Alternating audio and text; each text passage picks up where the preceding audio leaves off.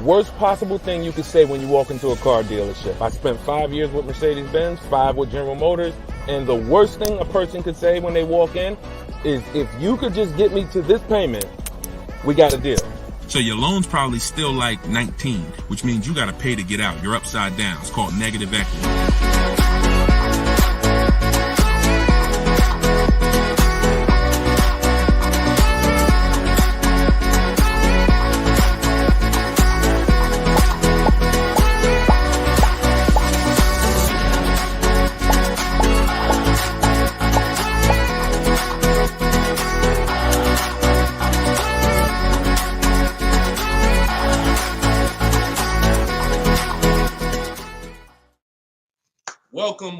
Welcome to episode 4 of Car Shopping Questions and Answers. We are live on 4 platforms: Instagram, YouTube, TikTok, and Facebook.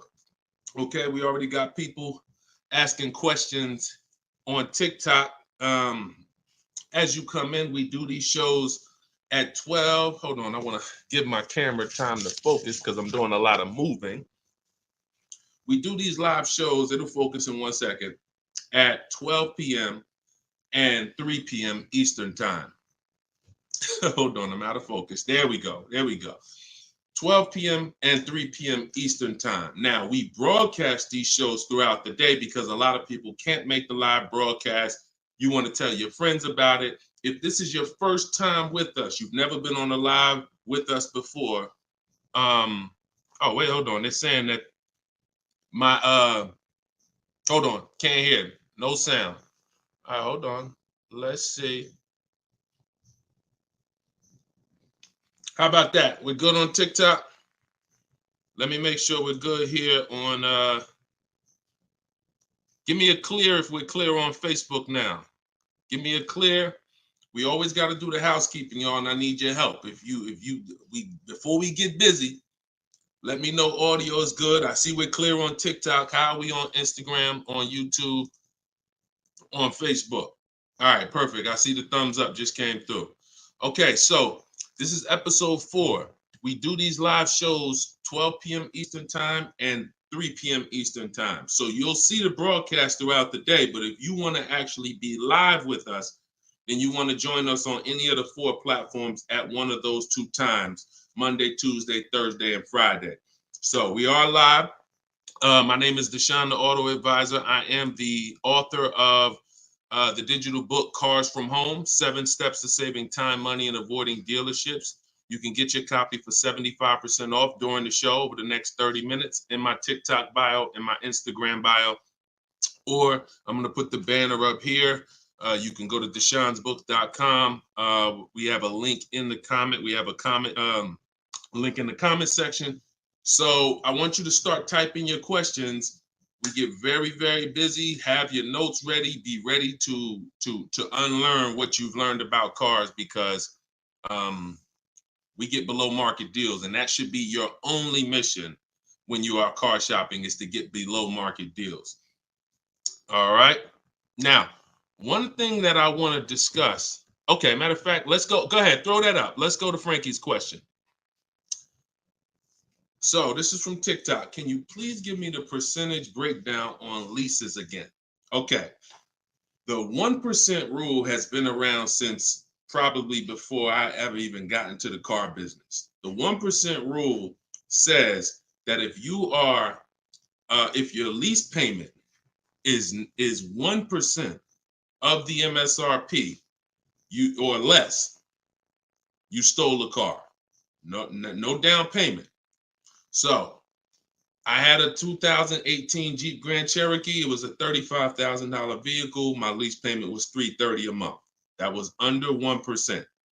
That's how we indicate that. Now, how we're doing the math is we are taking the MSRP, taking the monthly payment rather, and dividing it into the MSRP.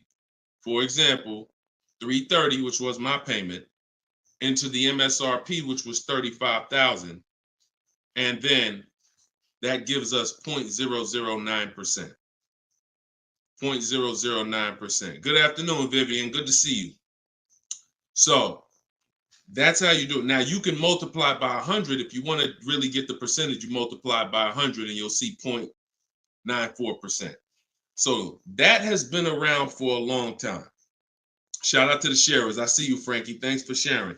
Please DM me too. I'm still waiting on ideas for what we could do for the people who share the broadcast. I mean it. We want to make sure we are rewarding people who share, tag, people who invite people to the broadcast. So DM me these ideas. Those are the only DMs I'm looking for because we get too many DMs to really respond to them. We get probably 50 to 100 a day. So we can't respond to all DMs, but those are the ones that I'm looking for.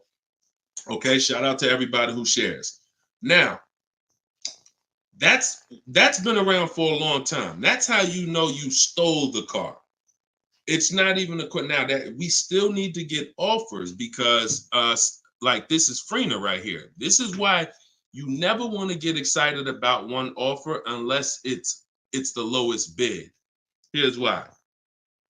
Freener, she just got a, hold on, I'm putting it up here on the screen. She just got a 0.88% lease on a Jeep Grand Cherokee hybrid anniversary edition. $65,000, $65,950 was the MSRP.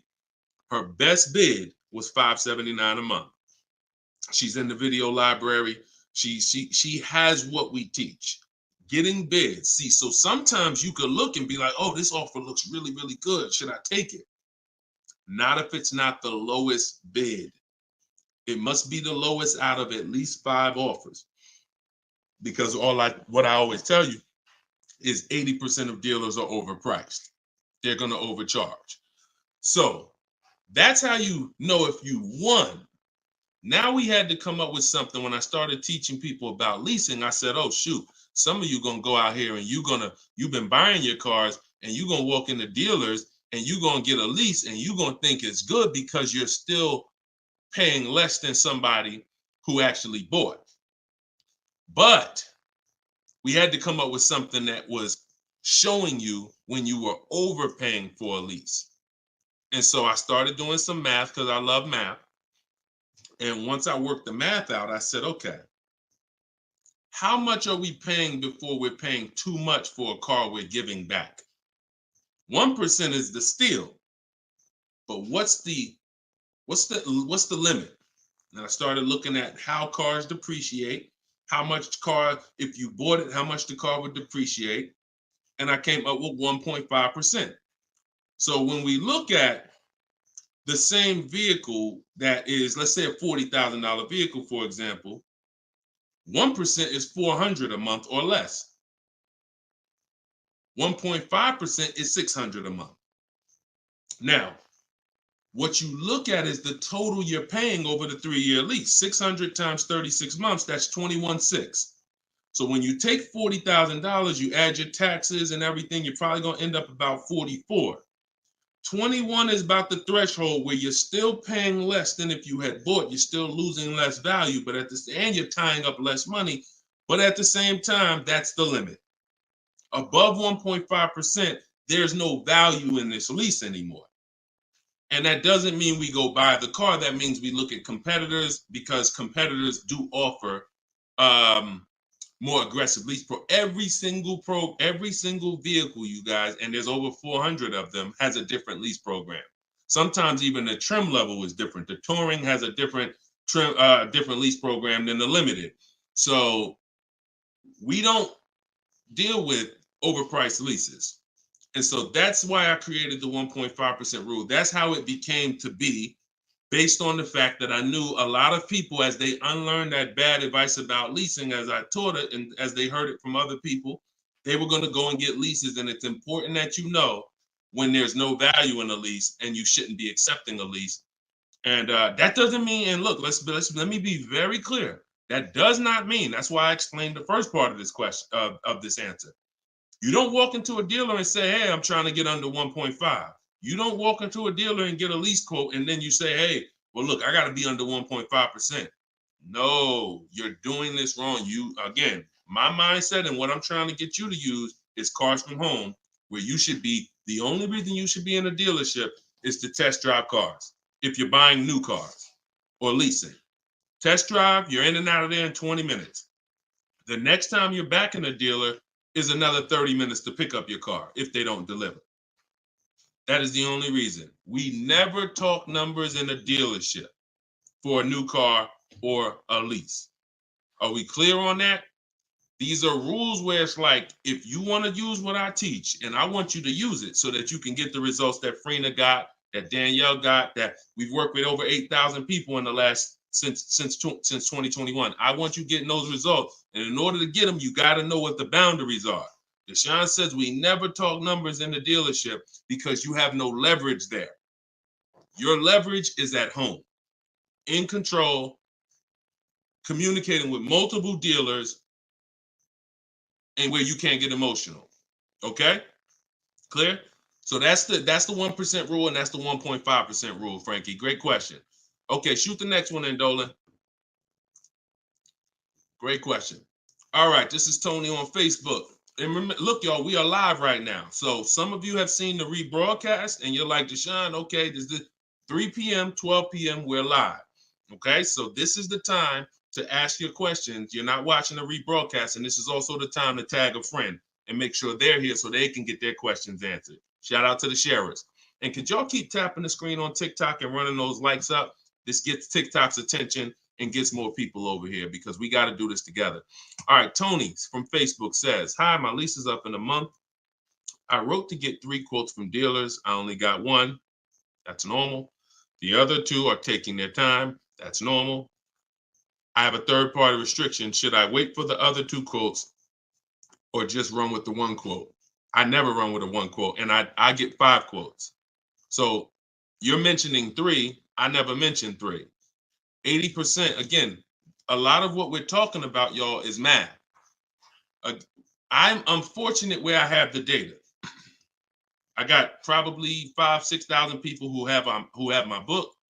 We probably got close to 2,000 people in the Cars from Home library in my coaching program. That's a lot of data to prove that it's 80% that are overpriced. That's 4 out of 5. So the reason why we must get 5 quotes is because 4 are overpriced. So 3, not enough.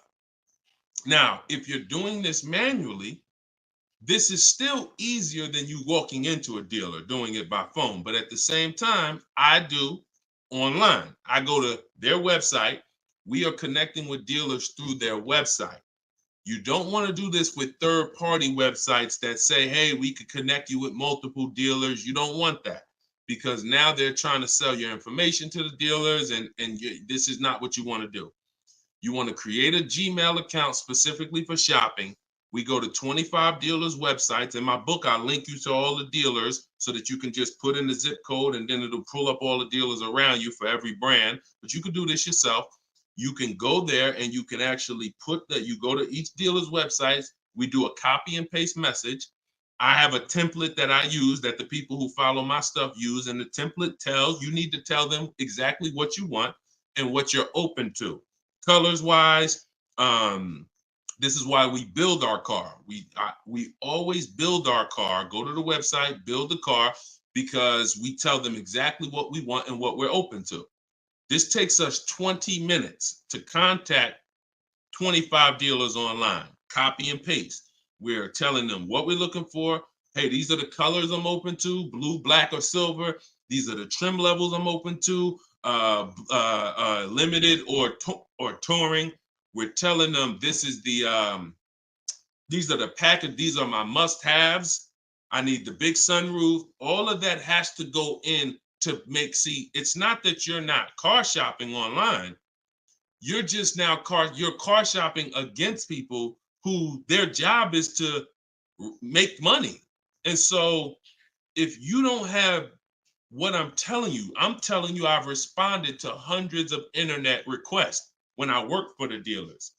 If you're here for the first time, type a 1. If this is your first time ever being on a broadcast with us, type a 1. I want you to know a little something about me. I was inside car dealers for 14 years, responding to these quotes. So The reason why I'm giving you the exact strategies is because I know there's so many things that you're not trained to give the dealership that they need. They can't give you a quote without it. They can't shop correctly, without it. Okay, shout out to the first time people. Could everybody type welcome to the first time people? If you've been on here before, type welcome to the first time people. Now, once you give them that information, you're copy and pasting that. Copy, paste, copy, paste, copy, paste. You're doing that with 25 dealers. And then that creates the conversation to see where the dealers are actually coming, where the deals are coming from. But you need to see who has a car first. You need to see who has a car first. So, oh, you're talking about selling the lease. Okay, you're earlier in the process. Understood, Tony. Okay, perfect. No, just talk to another used car manager. And you want to have conversations because one, your car is worth different things to different people. You need at least 3 for that. You're on point. Yes, 3 quotes for your lease buyout.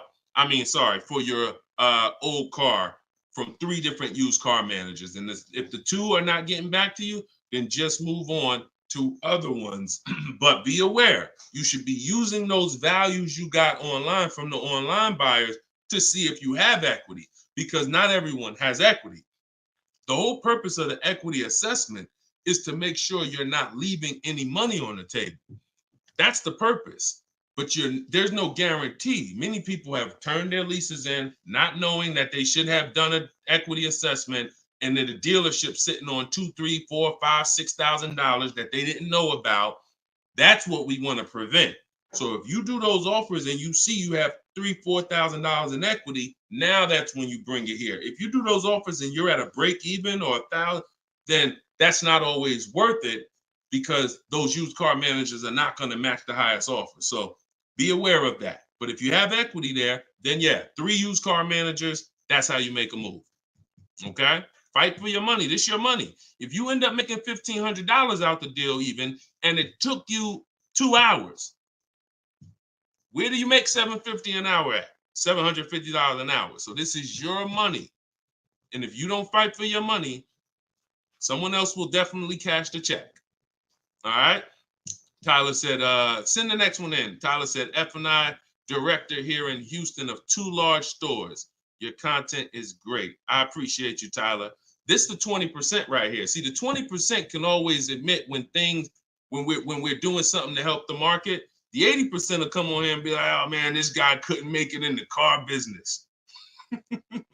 Now he's teaching. All right, go ahead. Shoot the next one up, Dolan. This one's from Facebook. What's up, John? Instagram, y'all not typing enough questions. And Instagram, just so you know, the easiest platform to share on is Instagram, because you hit that little arrow, it looks like a paper plane, and it'll let you go down your Instagram friend list and send this broadcast out to probably 10, 15, 20 people. Okay? Don't cheat your friends. All right? Shout out to the sharers. John from Facebook says, is it hard to purchase with a charge-off on credit 3 years old? So everyone who has credit issues should be following Shonda Martin. She's on all the platforms, Road to 750 plus. And you should be working on getting your credit to the point where you can qualify for the best programs. And you don't need an 800 credit score to qualify for the best programs. You usually need close to 680, 690 will usually qualify you for most tier 1 leases. Now there are some cars that have super tier where you tier A1 plus, but that's not most leases. That's not your standard everyday cars that most of us are leasing or buying. So the question is, the answer is, if you don't need a car, then you should be working on your credit. If you need a car, then there's nothing you can do. You need to make a move. And so I recommend a company like Limbuzz. We're always going to give the dealer a chance to match or beat our offer. So whoever we end up buying our car from, some of you have been taught never let the dealer participate. That's costing you money, because the dealer has 7, 10, 12 banks on their end. Now, If they're trying to beat and earn your business, now that's a winning position. See, check this out. When you have a finance manager who's saying this about you, what's the highest interest rate you think they'll pay? What's the highest payment you think they'll pay? That's a bad position to be in. That only happens when you have no leverage, you haven't shopped, you haven't come in with an offer, and now they're trying to see the highest interest rate that you'll pay. We're not doing that. You're doing it our way, which is we're going to have we don't let anyone touch our credit until after we find our car. Now, once we find our car, get our best deal through a bidding system, now we're going to take that purchase agreement, that's a receipt. Yep, I see the questions coming in on Instagram. We got you. Hold on, Atlantis. Once you see the long form receipt, now you take this home, and this is when you're going to contact your bank, your credit union, the online lenders. You're going to go online lenders, online banks, online credit unions. You're going to let all these people have a shot at your business. If you do this within a small window of time, if you do it my way, it only take you 2 days. This is going to weigh on your score the same as one hard inquiry, because this is something called rate shopping. This is not going from dealer to dealer, getting turned down or putting in applications and nothing like that. This is how you rate shop correctly. I call this the bank bidding war. When you get my book, I also send you the bank bidding war blueprint. It's going to be going into my book, but I need about another month to be able to combine it. But I send you the bank bidding war blueprint. Now, the bank bidding war is 3 rounds. First thing we're doing is seeing, is there any special interest rates that the car we're buying has? In your particular case, John, with credit challenges, you're not going to qualify for that. That's okay. But we need to check that. If there's 0%, 0.99%, that eliminates our need to do anything else with financing, because no one else is going to beat that. Second part of the round starts, there's 3 rounds to the bank bidding war. The second part comes after we find our car, and it's what I just broke down. When we come home, we let all these banks, these lenders, online credit unions run our credit, and so they're bidding and submitting us their loan offers. Now, the third round is the dealer. That's when we're going to call the dealer who we reserved the car with and say, hey, I got 6.29 from this bank. If you can beat it, I'll give you the business. Now, this is the big difference, you guys. When you have a finance manager who's trying to beat your offer, who's calling their banks and saying, hey, I need to get 5 point something because this person already has 6. That's leverage. When you start bidding, like I'm teaching you, like what's in my book, like what's in everything we do, in my videos, everything's a bid. You have the leverage.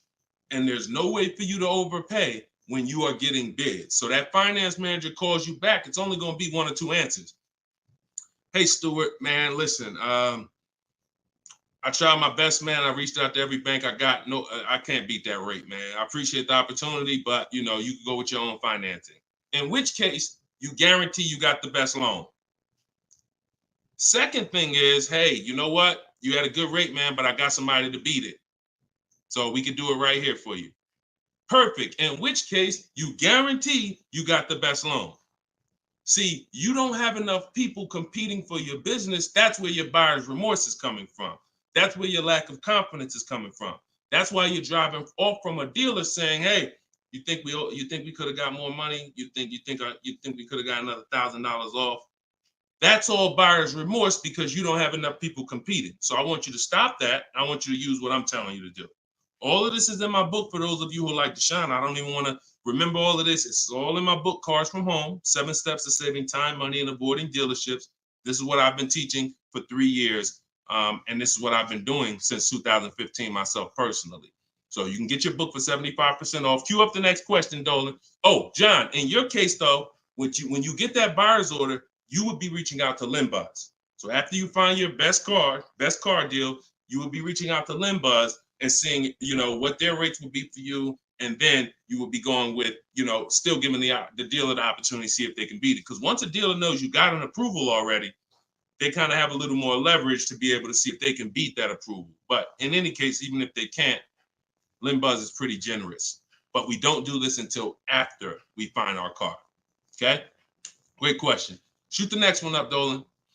All right, this is Gemini from Instagram. Can a dealership legally raise the price from what is being offered online? Listen, nobody's suing dealers. So it's not really about what's going on legally. It's probably more ethics than anything. And we don't expect dealers to be ethical. We don't need dealers to be ethical. They've proven that the majority of them aren't ethical. So when you're not ethical, you walk the fine line between breaking the law and not. You walk that gray area. You know, yeah, I overcharged you. I know you could have paid less, but I know, yeah, whatever. But I know I could have sold you the car for less. But I'm gonna tell you that this is the best. Like, all of this stuff is unethical, but it's legal. So when it comes to what we're doing, our job is to protect ourselves. You can't go into a car dealership expecting them to protect you. You can't go into any business transaction expecting the person you're negotiating against or the person who's selling you a product to protect you. That's why we exist, because there's no one out there. If it hadn't been done, you'd been good. If there were, even if the I think it's the Federal Trade Commission or whoever regulates businesses were stepping in to protect the public, then we wouldn't have a need for what we do. But that doesn't exist. So it's on you. It's buyer beware. It's you protect yourself. And so I provide the tools for everyone who wants to take action to protect themselves. All right? But no, we don't expect dealers to do anything other than what they've been doing. Go ahead, shoot the next question up. Let's roll. All right. Why shouldn't a person focus just on monthly payment, monthly car note? Okay, good question. Hold on. Let me make sure I can see Instagram. All right, so this one's from Instagram. Promise Tammy said, why shouldn't a person focus on just the monthly car note amount? So if we did a little math and you go, all right, if you walk into a dealer and you're looking at a $40,000 car and you say to the dealer, how much does that car cost a month? And they're smart, if they're trained, they're gonna say, well, it's not really about the car payment right now. Do you like the car? And once you say, yeah, I like the car, let's get down to numbers, they're gonna ask you, they're gonna try to figure out what you could afford. Like, what's the most you could afford? Or I can't afford any more than $450 a month. Now, some of you know every $1,000, every $5,000 on the purchase price of a car is how much per month. Some of you know. I know we got a lot of new people on here, but for those of you who've been tapped in with us, how much is every $5,000 on a car loan? So, and the reason why I give you guys this parameter is so when you look at that $40,000 car, thank you, Frankie, got it. You should automatically know every $5,000 is about $100 a month. Yep, you got it, Michael. All right, I see you. We got people tapping on every platform. Good job, Carmelo. So the reason why, see, those of you who focus on just the car payment, you are some of the people who the 80% of dealers are going to manipulate the most and make the most money on. Because when you come in, if you don't realize that that $40,000 car is in no way close to $450 a month, now you have someone who's going to try to manipulate the loan to make that car $450 a month somehow. Now, it's usually going to end with you having a super long loan. So I've had people come to me years ago, friends that would say, Deshone, what you think about this deal? I say, man, let me look at the paperwork. And I see, man, you know the loan is 96 months? Nah, man, I didn't even know that. Yeah, the loan is 96 months. What is that, 8 years? 84 months is 7 years, 96 months is 8 years. So you're out the door at an 8-year loan. Now, I'm not going to assume you know why that's bad. So I'll say that an 8-year loan leads to too much interest, and it's what it is, because if they got you an 8-year loan, it's certainly at a high interest rate, because banks know that those loans, people who need 8-year loans, are risky. People who need 8-year loan, they got to protect themselves because typically the car may have problems in the long run. When you go down, see the whole point with a shorter loan, 5-6 years. Some people want to be conservative. You take 4 years, but you want that car paid off by the time maintenance comes, by the time repairs start being needed, because cars need repairs every now and then. So you want the car paid off. They know that if we give this person an 8-year loan, typically they're probably gonna have issues around year 7, year 6, even depending on the age of the car. So the length of loan, I teach something called the rule of 72 and the 10th birthday. I will not in any way co-sign anyone getting a loan longer than 72 months, which is 6 years, because we don't have, see, what's the longest loan, a mortgage that any of you would take? Let's keep a real fast dialogue going. All of this is to really answer the question that Tammy's asking, which a lot of other people have. So we need to indicate why this makes a difference. The longest mortgage most of you are going to take is 30 years. Mortgage. There are 40-year mortgages available. There's 50-year mortgages available. No one on here said, yo, I do a 50-year mortgage. Why? Because we already know inherently anything longer than 30, that means we can't afford this house. That means we're looking at the wrong house. So we had to make sure we created boundaries so that you understand, okay, if I got to take a loan longer than 6 years on a car, that's telling me I can't afford the car. So once I get my best price, I should already be able to afford that car with a 6-year loan or less. And I combine that with the 10th birthday. So when you look at your car, you should have your car paid off by the 10th birthday. You're taking a lot of risk if you got a loan on the car past its 10th birthday. A lot of the times I was in a dealership, people came in with problems, big repairs, and they still had car payments. Car's 10 years old, 11 years old, and they still got car payments. You could run the risk of being in trouble because that car could be in the shop. Some of you have experienced this. Car's in the shop and you still got a monthly payment due every month. Now, this is disaster, and that's what we're trying to prevent. That's why we don't focus on the monthly payment. When we're purchasing a car, we are only focused on the price of the car. We need to, before we even think about monthly payment, how about this? We need to make sure we're getting the car for the lowest price possible. Because some people go in and like, hey, the car's 40 grand. Well, what if another dealer will sell it to me for 35?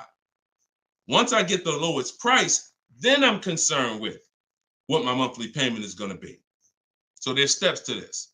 But yeah, don't focus on monthly payment and just stay committed to what we're teaching, and you'll learn and you'll see why, even more information of why that's bad. But we want you to understand the numbers. Okay? Typically, you focus on monthly payments, you don't quite understand the numbers, but you will. All right, this one's from TikTok. Can you give us some tips about co-signing? Ooh, I have a very, very, very strict rule when it comes to co-signing. Now, some people, you're not going to like this. Some people will tell you this is bad advice. It's just my opinion. I've seen tons of horror stories. I've seen people walk into the dealership.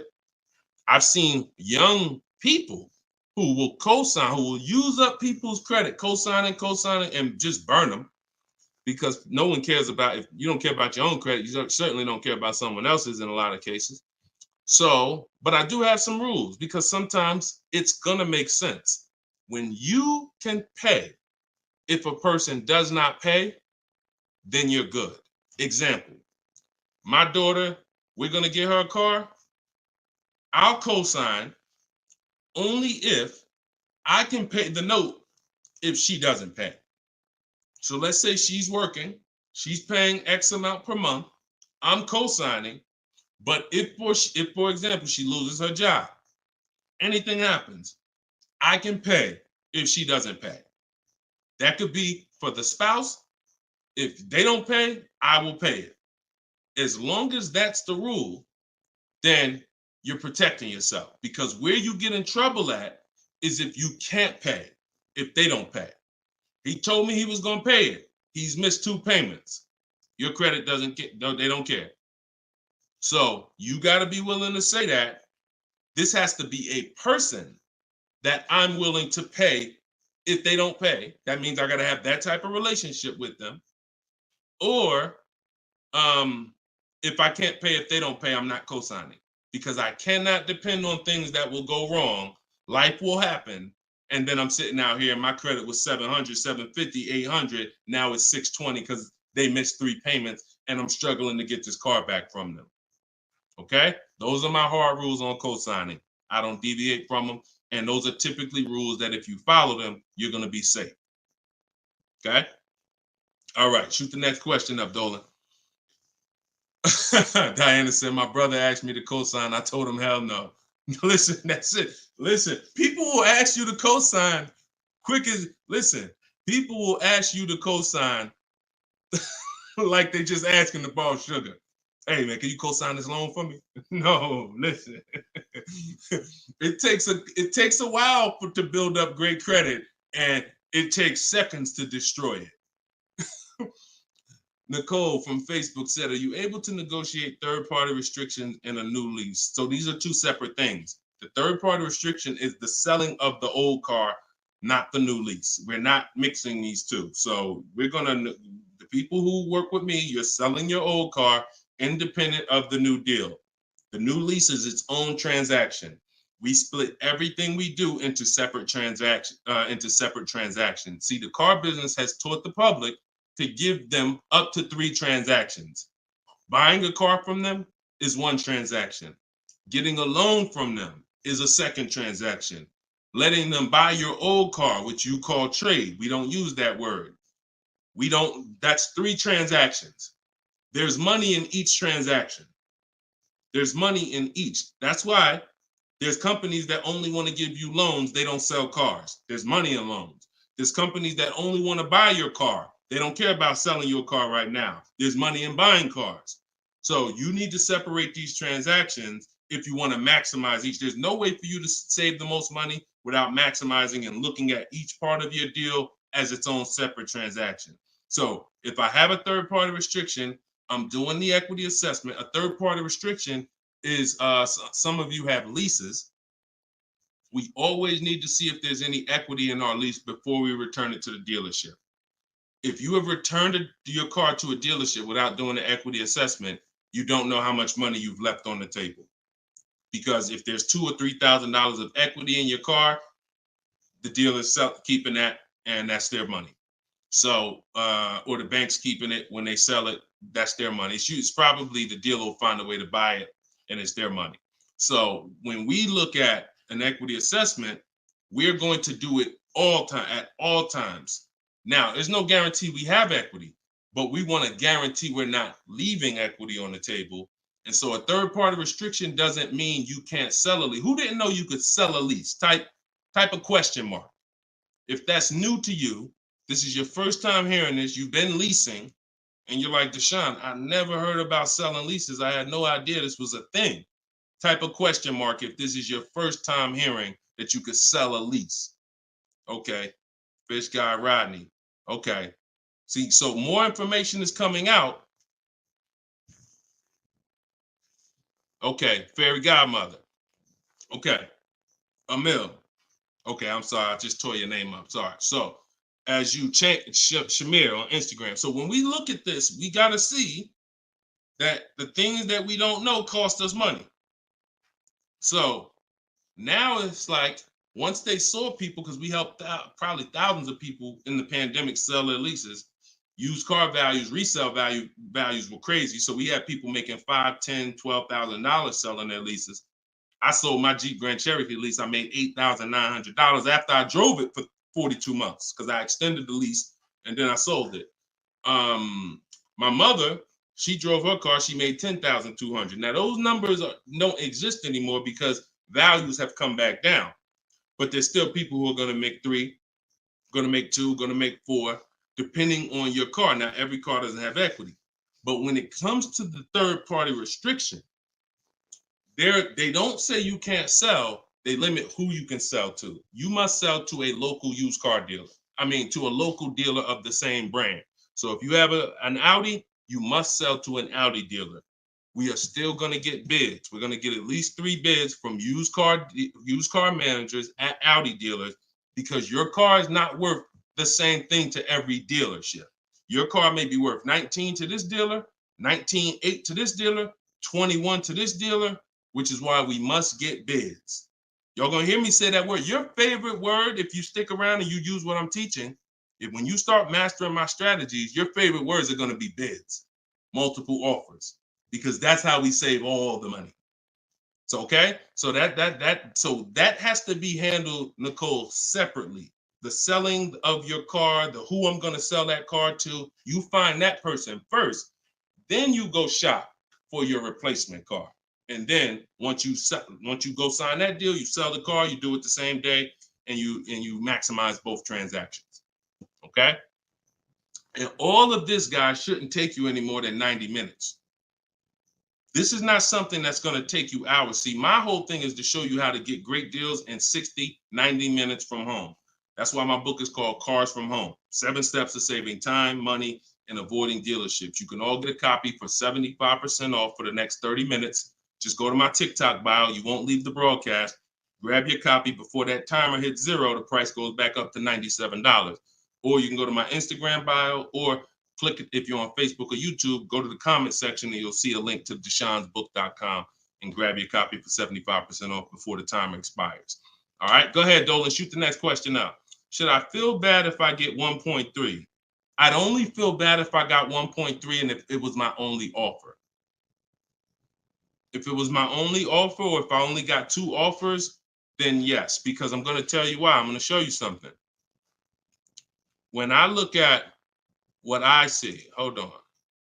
Okay, hold on. We saw Freener. Some of you saw Freener. That's 0.88. That's just ridiculous. 0.88. But look, Charles, he gets a Palisade. He's paying $48,000 vehicle. His best offer was $597 a month, 1.23. Now, look at and sometimes people who are getting phenomenal, who are looking at cars that are super, super popular, they'll go a little further, and he reached out to 35 dealers. Now, I want you to pay attention. Some of you, the average person, only shops 2 dealers. My strategy is I teach 25 to 5.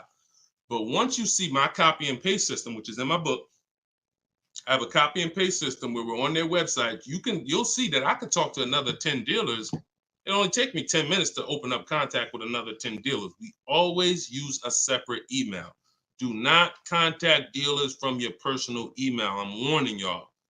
It's not going to work. You're trying to go through your work email, and then you got your personal stuff, and then you're seeing the car dealers. Don't do it. Create a separate Google email, and that's how we do it. So he said, I reached out to 3,500 dealers, got 10 quotes back. So that $597 a month, 1.23 is the best out of 10. So so I always tell you, when you do it right, you're going to see offers that are $150 to $200 a month more. That's when you know you've exposed the 80%, and that's when you know you shop the right way. If you don't see that type of spread minimum, you haven't shopped enough offers. So that's the only time I would feel bad, GKA, is if I didn't get at least 5 quotes, because I don't know if 1.3 was the best. I'm gonna tell you a funny story too, because Freena's in our coaching program, and Freena reached out and she said she was looking at a Jeep Grand Cherokee. Get ready for the next question, but I'm gonna tell y'all, I want to hammer this home so y'all understand the importance of multiple offers and you don't get lazy, because the things I'm telling you might take another 30 minutes, 40 minutes, and they save your family $3,000. You can't put a price on. Well, you can put a price on that. So Freena was shopping for a Jeep Grand Cherokee Limited. She comes to the group and she said, Deshone, this was the best offer on a Jeep Grand Cherokee Limited. It was like 1.2 and change. But she said, the guy that made me this offer said he has this 4XE. It's a hybrid. And he said he could actually do better on that one. She said, what do you think he told me what it would be. It would drop the price here. I said, if you're open to that, then you need to run your quotes again and get 5 more offers on that vehicle, because it may have a better lease program, in which case you need to open it up again. She opened it up again. That's how she got her 0.88% lease. So if she would have just said, well, this guy is getting me 1.1, I'm gonna just take that, then she never would have found a 0.88. multiple offers. That's probably $100 a month difference than what the last offer, $100 a month times 36 months on this lease. You're talking about $3,600. And she did it in minutes. Once y'all learn how to do this, it's minutes. This is not hours. I'm not spending more than 60 minutes on shopping for a car. Now, that doesn't mean I'm not spending time to decide what I want. But once I decide what I want, once you know what you want, 60 to 90 minutes to get the best deal. That's it. All right, shoot the next one up, Dolan. Keep the questions coming, y'all. We are live every day at 3 p.m. Eastern time. Well, not every day. Monday, Tuesday, Wednesday, Thursday, and Friday. Monday, Tuesday, Thursday, and Friday at noon and 3 p.m. So this is our live show. Okay. Throughout the day, though, you may see a broadcast and you'll know, okay, you'll still be able to get value because most of the people who are asking the questions on here are asking the same questions you would have asked. So go ahead, Dolan, shoot it out. This is Raymond from YouTube. How do you structure a lease? So the first thing you want to do is look at the car you're thinking about leasing. And we like to use a 1.25% formula estimate to see if we should be even looking at that car. Okay. So if I'm looking at a car that's $40,000, I'm doing a 1.25% estimate. I'm multiplying it by 0.0125. And then I'm going to see, 40,000. I'm multiplying that by 0.0125, and that comes out to 500. So that's going to tell me if I'm looking to be at 300, that's not the car that I'm going to be looking for in most cases. Now, we don't know if the best deal is going to be 1.25, but we're trying to estimate based on a bad deal is above 1.5. Anything above 1.5, we're overpaying for our lease. No money down. Money down comes later. Now a steal is 1.1%. So I teach something in my book. It's called 1% is the steal. Between 1% and 1.5% is the deal. And then above 1.5% is time to chill. We don't do that. So that's the first thing. Now, once we move past that, now it's time to choose our mileage. So we're going to look at our lifestyle. We're going to see how much we drive to work, how much we're going to be driving the car. And once we come up with that, you're just doing some simple calculations. What's your round trip to work? 10 miles. How many days a week? 5 days. Okay, that's 500 miles a month. That's if you do the math. Let's say your trip to work is 20 miles round trip, and you do that 5 days a week. You're doing 100 miles a week to work. Times 52 weeks of the year, that's 5,200 miles. So I walk you through this in my book, but this is simple. 5,200 miles, and then you say, okay, well, I like to do a little leisure. I like to take a little trip down here. I go fishing, 1,000 miles away, blah, blah, blah, blah. So you're calculating what you're going to do. The easiest way to do it is to look at your old car and see what you've done. But if you don't have an old car, this is how you calculate it. You come up with, all right, I only need about 9,000 miles a year. Perfect. All of our leases, we shop our offers with 12,000 miles a year. That's your average miles. That's what we want to base our formula from. So whenever we reach out to a dealer, we do this online. As I said, everything we do is online. Once we do this, we're shopping multiple dealers and we're telling them work us up a lease quote. First month's payment, total out of pocket. If you were on the last show earlier, we talked about we don't say down payment anymore. We say total out of pocket, TOP.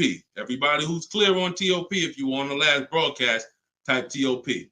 If you weren't, TOP is total out of pocket. That means only thing I'm giving you for this offer right now is my first lease payment, and I'm driving off.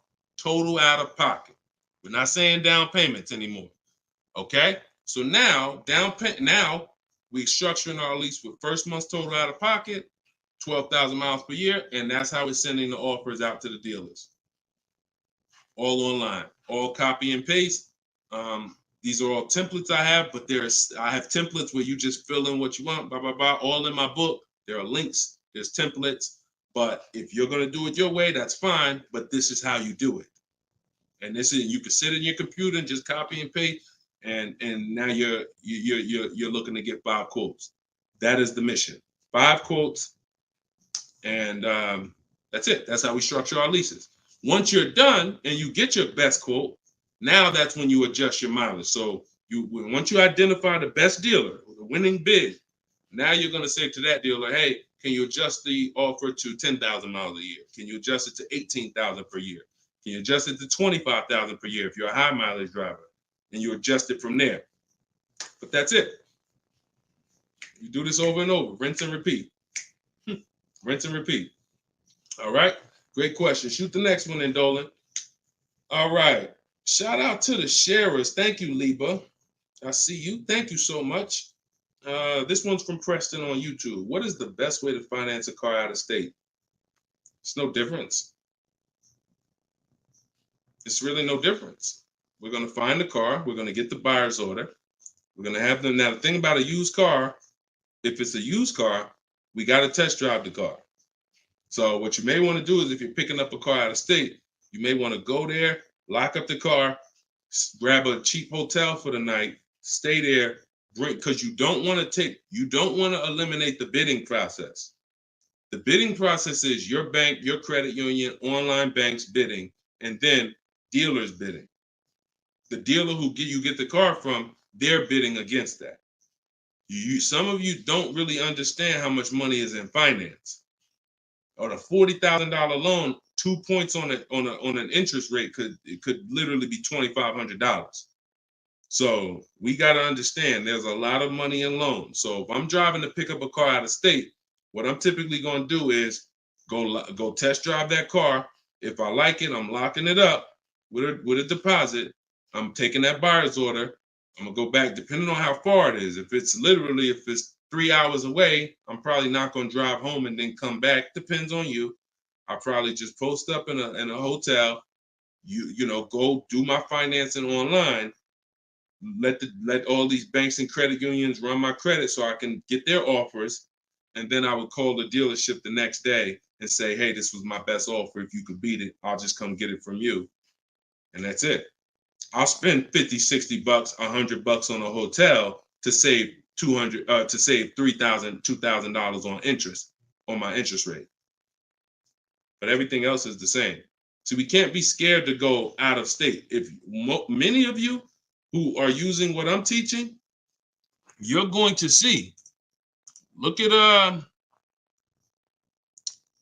Eddie. Who was Eddie who drove? Hold on. Short conversation. John, hold on. Market. Trying to think. I'll see many of who I'm going to share with you. You'll see they'll say when they're picking up their car, I'm driving 45 minutes. I'm driving an hour and a half away. Look at Sean. Perfect example. Sean, he's also in our coach. Now, I don't want you to think, I got to be in Deshaun's coaching program. There's just some people who are. The information's in the book. We got the video library. For those of you who are like, okay, I like videos to go along with the book. That's fine. I link you to some videos in the book. But then there's some people who coach with me and I can talk personally to them. So Sean comes on here and he comes into the group. He said,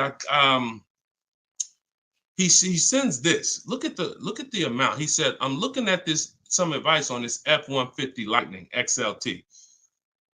It's a $73,000 truck.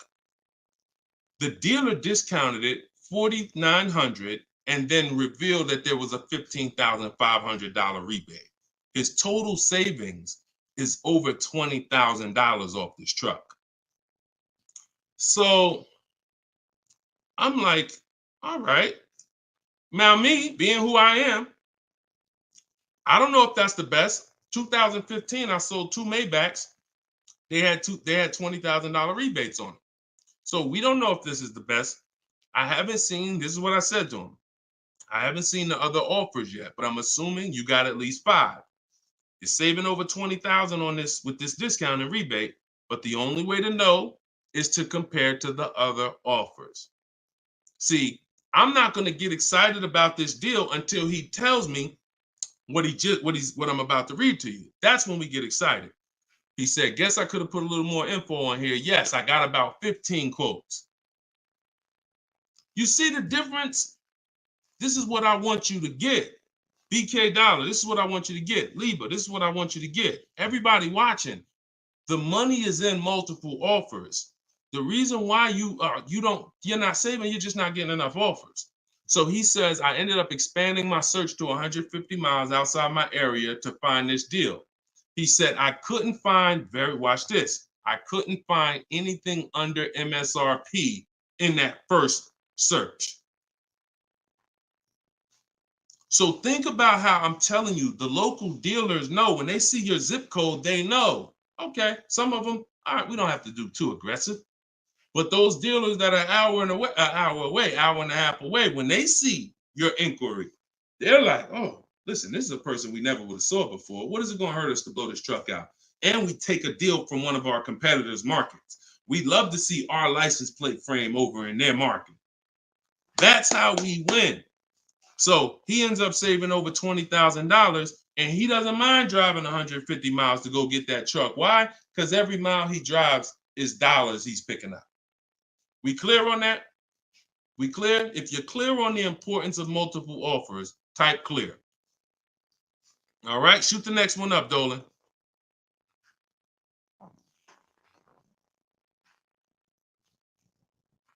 Okay, this one's from Instagram. Atlanta's Black Gabriel, or Gabrielle. I think it's Gabriel, my fault. So, in the market for a new Chevy or used Chevy Malibu, what's the best route, leasing or financing? How many years are you keeping the car? If the answer is 8, then you should be buying. If it's at least 8, see, I teach something. My book is called Cars from Home, 7 Steps to Save Time, Money, and Avoid Dealerships. Everything I do, when you go, the video library that we have, your best deal in 7 days, 7 steps. These are not going to change. The first step is the foundation to your deal. The first step is the foundation to your deal, which is lease or buy. Because you cannot get a good deal if you bought when you should have leased. It's impossible, because the amount of money you're going to pay on the purchase is going to be too much if you buy brand new. And if you buy pre-owned, it's going to be about the same amount you'll pay. So when you buy, if you're not keeping your car 8 years and you buy a used car, 3-4 years old, and then you trade it in 5 or 6 years, you're going to pay the same amount or even a little more than someone who got a great lease deal and drove brand new vehicles. So it's all about how many years you're keeping the car. If you're keeping the car, if you're like Deshone, there's no way I'm keeping the car 8 years. That's not my style. Then you should be shopping from this day forward for aggressive lease deals. Now, once you find a car that you love, or if your spouse says, you know what, I don't switch cars like that. I keep a car 8, 10, 12 years. Then we purchase for them. We're going to purchase. But for those who are not keeping their cars 8 years, you are losing thousands and thousands and thousands of dollars not leasing cars. Thousands, thousands and thousands and thousands and thousands. All right? That's the 8-year rule. It's the most important question. It's the first thing you ask when you are car shopping and you're ready to car shop. How many years am I keeping this car? 8 or less, we lease. Less than 8, we lease. More than 8, we buy. That's how we avoid the depreciation. So go ahead. It's a hard rule. You want a follow-up question to that, or anybody want to? Because I know some of you are like, Deshone, I was taught never lease. Whatever. You want to follow up to that question? That's perfectly fine. But that's the rule. And it's the rule based on money. I've seen thousands of scenarios, and I spend years and all my time shouting from the hills so people could understand how much money they're losing by not getting good lease deals or not leasing at all. Okay, go ahead, shoot the next one up, Dolan. Okay, this one's from TikTok. All right, Peyton. Do dealerships finance used cars too? Yeah, sure. Absolutely. But we don't finance, dealers are our last offer for financing, never our first. So what you should do is you should go watch the replay from earlier, episode 3. This is episode 4 of Car Shopping Questions and Answers. We do these lives Monday, Tuesday, Thursday, and Friday, 12 p.m. Eastern time and 3 p.m. Eastern time. For those of you who are like, because I want you to be able to tell your friends. Today, some of you are going to run into people who are car shopping.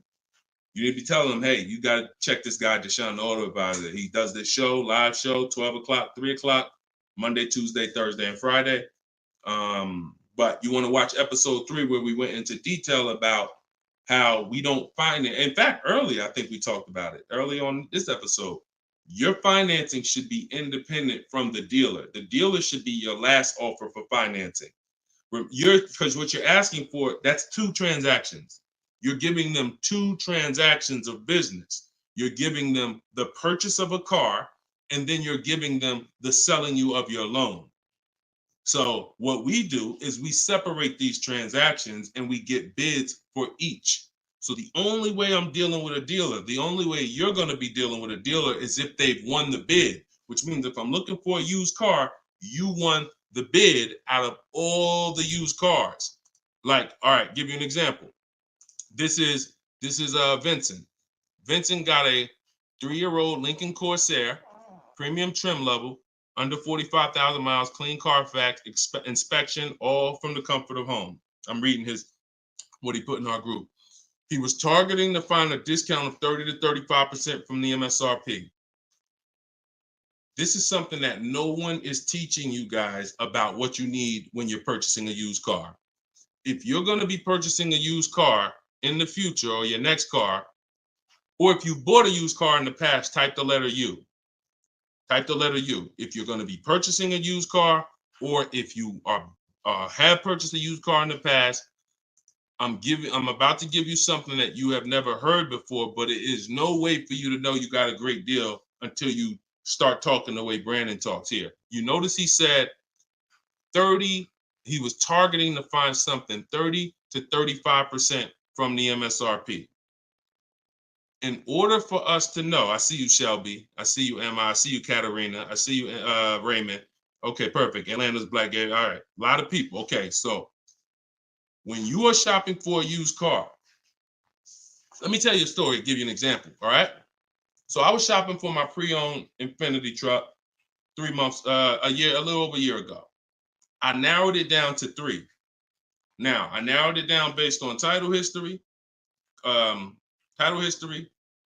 service records, accident history. We talked about this in the last episode, episode 4. Title history, service record, episode 3 rather. You can see it on YouTube. And if you're on YouTube, please make sure you subscribe and please hit the like button. It matters because that shows the algorithm that we talking business over here, that more people need to be here. So when I narrowed this down now I get to I think I narrowed it down to my top 4. They were all white. They were all within 30, they're all within $1,500 of each other. Now, here's the problem. This is where it gets complex for you. Because I'm looking at one that they're asking 30,000 and change, one they're asking 31,000, one they're asking 31,800. You know, they're all within $1,500, $2,000 of each other. Similar miles. On the outside, they all look similar. Without knowing, I created something called the true value percentage. What is the true value percentage? It's not what the website says is a good deal. It's the percentage off of what the vehicle was when it was brand new. So I pulled the window sticker for each of these vehicles. I pulled the window sticker, and what do I see? Now I teach you how to do this in my book. I teach you this entire process, but I'm walking you through it. Exactly. I pull the window sticker. You can get it from Carfax, depending on if Carfax has a deal with that manufacturer. Carfax has window stickers. Now, what do I see?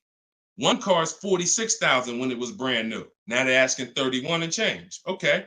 One car is 48 when it was brand new. They're asking 31 and change.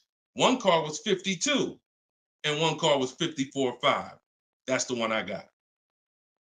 So you see how in one instance we were confused. You would be confused. You sitting here like, yeah, Deshone, that's hard because they all look the same. They all similar price. How do we know? Once we find out the original MSRP, not only do we find out what the original equipment is that's in the vehicle, which is helpful. I wanted to know this is an Edition 30, got all these special features. That's helpful to know too. But more important than that even is to know that that car was a $54,500 car that they were asking $31,800 for, which means I got a 42% discount. That is something we created called the true value percentage. And that's how we make sure we choose the right used car when we're ready to pick the final one. This is what we do here, y'all. If you this is why, like, this is why we've been blessed, because God knows we giving you the information you need to win with. So all of this is in my new book, Cars from Home, 7 Steps to Saving Time, Money, and Avoiding Dealerships. If you want it all in one place, you can watch the show. You can watch my free social media videos. I got hundreds of them. Or you can say, Deshone, I'm going to get this it's 75% off in my TikTok bio. It's normally $97, but you can get yours for 75% off. And you can get it in my Instagram bio, or if you're on Facebook or YouTube, click the comment section and click that button that says Deshone's book and get you 75% off for 30 minutes. After 30 minutes, price goes back to $97. So, all right, but that's the true value percentage. And that these are the things that we never buy a used car ever without looking at the true value percentage. So when you saw what he said when he bought that Lincoln, as he was targeting to get something 30 to 35% off MSRP, and he ended up getting one for 43%. So that's what you need to know. Go ahead, shoot the next one up, Dolan. Great questions today. All right, Raymond on YouTube. Does it make sense to buy an existing lease? So when you're buying a lease, all you're doing is buying a used car. That's how you got to look at it. It's a used car. It's just, it may be your car. If you're buying your lease out, it's a very different. See, what I see most times is people want to buy their lease because they don't know how to shop. Because there's deals out here. We've been making deals since the pandemic. I started our video library. We started that in 2021, November, middle of the pandemic, when people were paying ridiculous prices over with the 80%. They were cashing the biggest check they've ever cashed in their lives. Like in their lives, they were like, and we were getting deals all since then. Felicia came in. She was our first person in our program who got a BMW. She saved $1,950 January 2022. And so we when you get bids, you reveal. That's why we don't pay attention to nothing out there. I don't care what anyone says, what any dealer says does not matter to me. That does not matter, because I know that if we got deals all through the pandemic, oh, forget it. That's why this market, we're killing it even more. So, you know, if you're buying your lease because you're keeping it another 8 years, you say, man, Deshone, I used to lease, but you know what? I really want to buy something that I could keep for 8, 9, 10 years. Then sure, buy the lease. But if you're not doing that, then you're moving from a lease mindset, which is I'm driving great cars, brand new cars, always under warranty in most cases, latest and greatest features, low payments, pennies on a dollar compared to people buying. That's a whole value system. That's mindset right there. These are the people who are shopping for a lease. These are the benefits of leasing. And then you're moving and saying, all right, I'm going to buy a used car now. Very different, very different. So you got to be, you have to have had a change in mindset and goals to buy your lease and buy a used car. And it's never, what I see most times is people just don't know how to shop. When you use what I'm teaching you to shop, get 5 offers, you're going to see there's deals everywhere. Everywhere. Go ahead. Shoot the next one up, Dolan. You can't pay me to negotiate your lease, because I do this in 90 minutes and I'm teaching you to fish. You know, I've had people who used to buy cars from me. Hold on, keep that question up from Nicole, but I saw this person on TikTok. I'm not in the business I'm in the business of teaching people how to fish. So, you know, because what happens is you're building a trust in something. Like, if you're not willing to learn what it takes to do this in 90 minutes from home, like I'm teaching you, then you are the same type of person. That same mindset will lead you to go into dealers because you're just lazy and scared. Now, I'm not saying that's you. I'm warning you to not let that be you. I'm warning you you can't pay me enough. I'm not in that business. I'm in the business of helping people all around the country. It don't matter what you pay. Of course I don't think you would ever even ask me to work for free. I'm telling you though, that's not the business I'm in, because we can help thousands of people all around the country. But you're not realizing that your transaction is a 5-figure transaction. There's nothing else in this world that you're going to give that type of control. If you were going to start a business and it was going to take a $30,000 decision, $30,000 of your money, would you ever be looking and saying, oh, could you do this for me? You see, we do things with cars because we've been programmed to do them with cars. Car dealers have made you so scared that you've been programmed to do something, but you never do it with anything else. You never do it with a house. You wouldn't say, hey, could you just, I'll pay you to get my house for me. I'll pay you to, start this business for me. No, it's only cars. So when you realize that this stuff is easy, that old way of going into dealers and going back and forth, see, you're thinking of the old way. You're thinking, oh, I need somebody to tag along with me. Yeah, I got Deshone sitting over there next to me. I wouldn't be there because I'm at home. Where you see me at, this is where you see me at is exactly where I got my Infinity truck. I just told you about the deal. Where you see me at is exactly where I get my cars from. I sit right here, and all the people who got my Cars from Home book, who are in the Cars from Home video library, they're all right here. Some of them in the airport buying cars. Some of them at their desk at work making deals on cars. Nobody who's learning from me is in a dealership making deals on cars. So that's the old way. And if you think that you got to unlearn that or you can't win with me, you got to scrap that. I know it's painful. I know it sucks. I know it makes you feel like you're a loser. But that's what I'm telling you. Scrap that joint and do it my way. And when you do it my way, you're going to be like, oh, shoot, man, how the heck wasn't I shopping like this years ago? All right. So now Nicole on Facebook. Do you shop or negotiate differently for a car that is low in inventory or shortage? No. Now, the only difference is, let's say, and this is the reason why we connect with 25 dealers. See, in my book, I said we use the 25 to 5. We got to connect with 25 dealers. This takes us 20 minutes because we're using a copy and paste system. So if you're going to all of these Chevrolet websites and copy and pasting in their contact box, copy and paste, copy and paste, copy and paste. Now, what you're doing is you're shopping out of all those dealers' inventories. So if you only do this with 4 dealers, then you only see one dealer who has a car. And they're like, oh, well, we it doesn't seem like it's a lot of these cars out here. That's why we're connecting with 25.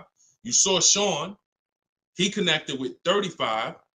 And so when we connect with these dealers, we're not just doing it to get bids. That's one reason. But we also know out of all these 25 dealers, probably 10 of them have a car that matches what I would want. And then I'm going to get 5 to 7 offers. So now let's just say we're at a mid period where the 2024s are sold out and the 2025 hasn't come in yet. Now what's going to happen is all of those dealers out of the 25, maybe 2 of them have a car, and they're going to tell you, you know what, you really need to order it. That's not because it's a low inventory. That's because you're usually in between model years, and the old one has sold out, and the new ones they're waiting for it to come in. But it doesn't change the way we shop. And sometimes we will order. If I'm purchasing, I'm more likely to order because I'll get bids, and then I'll take the car. But if I'm leasing, we're less likely to order because we don't know what the lease program is going to be. See, I could get a dealer that discounts the car for me $3,000. We had a person in our group, and they were getting a new BMW X4, the X4M, like the performance edition. We had a dealer, their best bid, the dealer was taking off $3,000 off MSRP. So, but the lease program is what we didn't know. And once the car came and they put the lease program on it, we saw that it was over 1.5%. So even at that discount, wow, we saved $3,000. Now, if she was purchasing it, that's a win. $3,000 off, beat everybody else. So I don't mind ordering if I'm purchasing. But on a lease, I'm less likely to order because I don't know what the lease program is going to be until the car gets here. Okay, but yeah, that the process doesn't change. It just we have little caveats based on on low inventory. Okay, process is the same. Nothing changes our 7-step process. Nothing. All right, go ahead, Dolan. Shoot the next one up. All right, great questions today. We got Jermaine, Facebook. So how do you transition out of a finance into a lease? Instagram, y'all not asking a lot of questions. All right, hold on. Get Blooming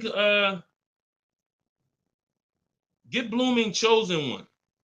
All right, hold on. All right, Jermaine from Facebook says, how do you transition out of a finance to a lease? All right, perfect. So now what I like about this question, Jermaine, is you've already answered the most important question, which is how many years am I keeping the next car? That's step one in our 7-step system. You've already answered that because you've determined I should be leasing.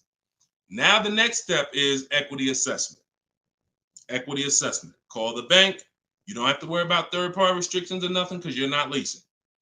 I mean, you're not coming out of a lease, rather. So you're going to call your bank, get your payoff. You're going to take 20 minutes, go on CarMax, Driveway, Carvana, Kelly's Blue Book Instant Cash Offer, AutoNation Sell My Car, Car Guru Sell My Car. Get those 6 offers. That's going to tell you if you have equity, break even, or if you have negative equity. That's your next step. Don't do anything else until you do that. Okay? See, we always have to account for our current asset before we start moving forward. What happens if he has $3,000 in equity? That means he has $3,000. He could either apply towards his next deal, or he could put that money in his bank account and, maybe he leases the next car with no money out of pocket. So equity assessment always comes even before we budget, before we plan our mileage, before we do anything. Equity assessment is what we do. All right. All right, shoot that next one up. Shoot that one up from Instagram if you got it, Dolan. It might have took you a minute, but because we got it's comments from everywhere, y'all. No matter. Okay, here we go. For your calculator, why doesn't it negotiate to the lowest offer?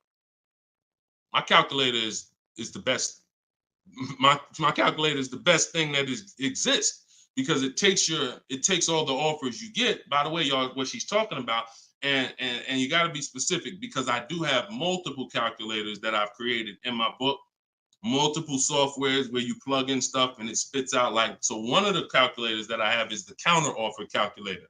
So we never accept a deal until we send a counter. So what we do is we take the counters. We take all the offers we get, we plug them into my calculator. Whether it's a lease or whether it's several types. One is for leasing, one is for cash purchases and financing. Now, when you're financing, you're always getting your deals with tax and everything included, all in. So what it does is it takes all the offers, you plug them in, and then it spits out which one is the best, and it counters everyone based on the best offer. So let's just say a dealer says, I'm gonna do a 1.1% lease, and then this dealer says 1.2. This dealer says 1.3, 1.5.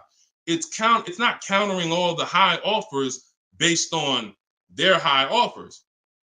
It's countering all the offers based on the lowest offer. Because if the 1.1% lease was presented to us, that means any of the dealer could have did it. So now we're calling out the 80% and letting them know that if this dealer offered me 1.1%, then you all could have done it too. You're just choosing not to do it, in which case that's what the 80% do. So we counter every single one. We even counter the lowest one. And some people in the group will say, Deshone, man, this dealer is the lowest, man. Should I be countering them for another $50 less? I say you must counter. Because you don't know if there's another $10, $50, $20. If you don't counter until a person tells you there's no more room, even if they're the lowest, that's not the best deal. So sometimes you counter the lowest offer, and the lowest offer will be like, listen, man, I gave you my best shot. I got nothing else. We know they're telling the truth because we got 4 or 5 other offers that are much higher than that. Sometimes they'll be like, listen, I can't do that $50. I'll get you another $10. That's the best I got. We know they're telling the truth because all the other offers are a whole lot higher. So that's the way the counter offer calculator works. It's gold. It's gold. So all right, we had an hour and 19 minutes. We try to keep these broadcasts about an hour and 15. Every now and then we go a little over, but listen, y'all, we are live Monday, Tuesday, Thursday, and Friday, 12 p.m. Mark your calendars, 12 p.m. Eastern time, 3 p.m. Eastern time. I'm hoping to, in the next couple of days, have a link in my bios so that people will be able to actually go to our calendar, put a reminder, but you know it. 12 p.m. Eastern time, 3 p.m. Eastern time, Monday, Tuesday, Thursday, and Friday. And this whole broadcast is sponsored by, if you just jumped on, I'm the creator, I'm the author of the book, the digital book, Cars from Home, 7 Steps to Saving Time, Money, and Avoiding Dealerships. You can get it for 75% off. It's normally $97, but as long as you get there before the timer hits 0, you can get it for $24 in my TikTok bio, in my Instagram bio, or you could go to deshonesbook.com in the comment section on YouTube or Facebook. Get your copy for 75% off. I'm also the creator of the Cars from Home video library, and I've coached over probably 1,500 people now since 2021. So we've been doing this. Everything I'm teaching you is proven. And I'm going to tell you, just like I tell my coaching students, when you get my book, see, I don't do questions and answers for my book, y'all. See, there's people who DM me. First of all, I don't even see DMs. The reason why I can't do question and answers because there's no other author that does it. So I make myself available probably more than anybody. But when you buy the book, trust the process. If you don't see me say do it, don't do it. Do everything I say do. I tell everybody, even if they're in my coaching programs, you must trust the process that I'm giving you, and you got to unlearn your old process. Don't even think about your old process. Use my process, and I'll lead you to where you want to be at. Guaranteed. All right, so get your copy. I will see y'all all on the next broadcast. Tell your friends. Welcome to the new followers. Welcome to the new subscribers on YouTube. I appreciate y'all. We'll be back for episode 5. God bless you.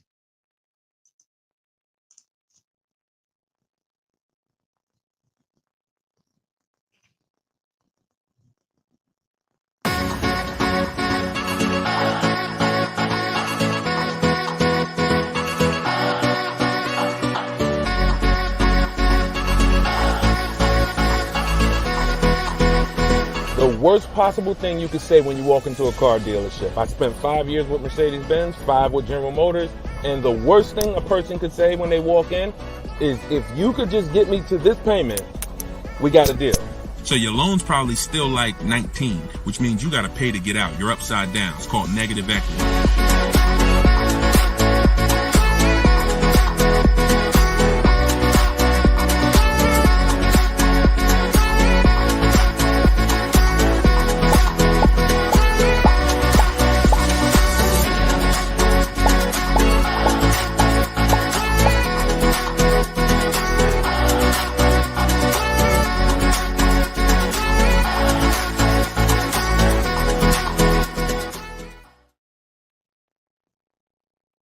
What's going on? What's going on? Welcome everybody to Wednesday, 12 noon car shopping Q&A.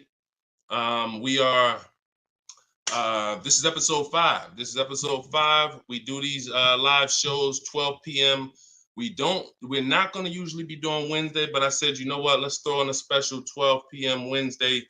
So we are actually live. I know some of you may watch the broadcast because we do rebroadcast these lives, but this is actually live, and we're going to be taking questions right now. So as you come in, if you could hit the share button and tag a friend. I'm just getting us up on TikTok right now. I got to make sure I keep people out who are under 18. So come on in. I'm going to share this. If you don't know me, if this is your first time seeing a show with me, type the number 1. Type the number 1 if this is your first time. Welcome back to people who have been here with us in the past or on previous shows. My name is Deshone the Auto Advisor.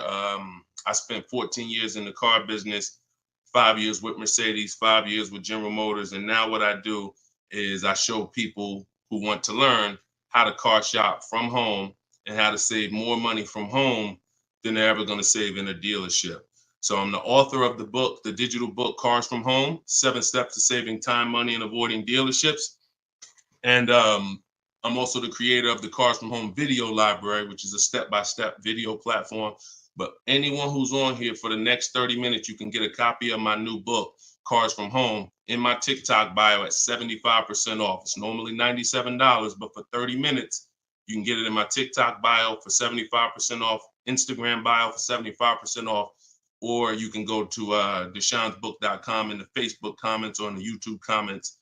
But let's get busy. Get your copy for 75% off. Everything I'm going to be talking about on this show, once again, this is live. It's Wednesday. This is a 12 p.m. noon show. So for those of you who may have seen the broadcast, this is actually live, so we can start typing our questions in. And my man Dolan's going to pull those questions in as you guys type them. And we're pulling questions from TikTok. We're pulling questions from Instagram. Shout out to TikTok. Y'all can start typing your car shopping questions, and let's get busy. What's up, Mike? What's up, Fancy Girl? What's going on, Crows fam? I see you back. Good to see you. What's up, Manly Snacks? Good to see everybody coming in on TikTok. And as you come in on TikTok, can y'all start tapping the screen? If you're going to spend 10, 15 minutes with us, start tapping the screen, shooting those likes up. And then my man Dolan is going to bring in the first question when y'all type it. So Instagram, make sure y'all typing. Sometimes Facebook and YouTube, we notice y'all are a little slow. We need y'all to get a little faster because TikTok always types their questions fast, and Instagram usually types their questions fast. But Facebook, y'all got to get a little faster with y'all questions. So we know that y'all going to step up today and start getting your questions in. All right. I see one that came in from JC. You want to pull that one up, Dolan? On YouTube? Okay.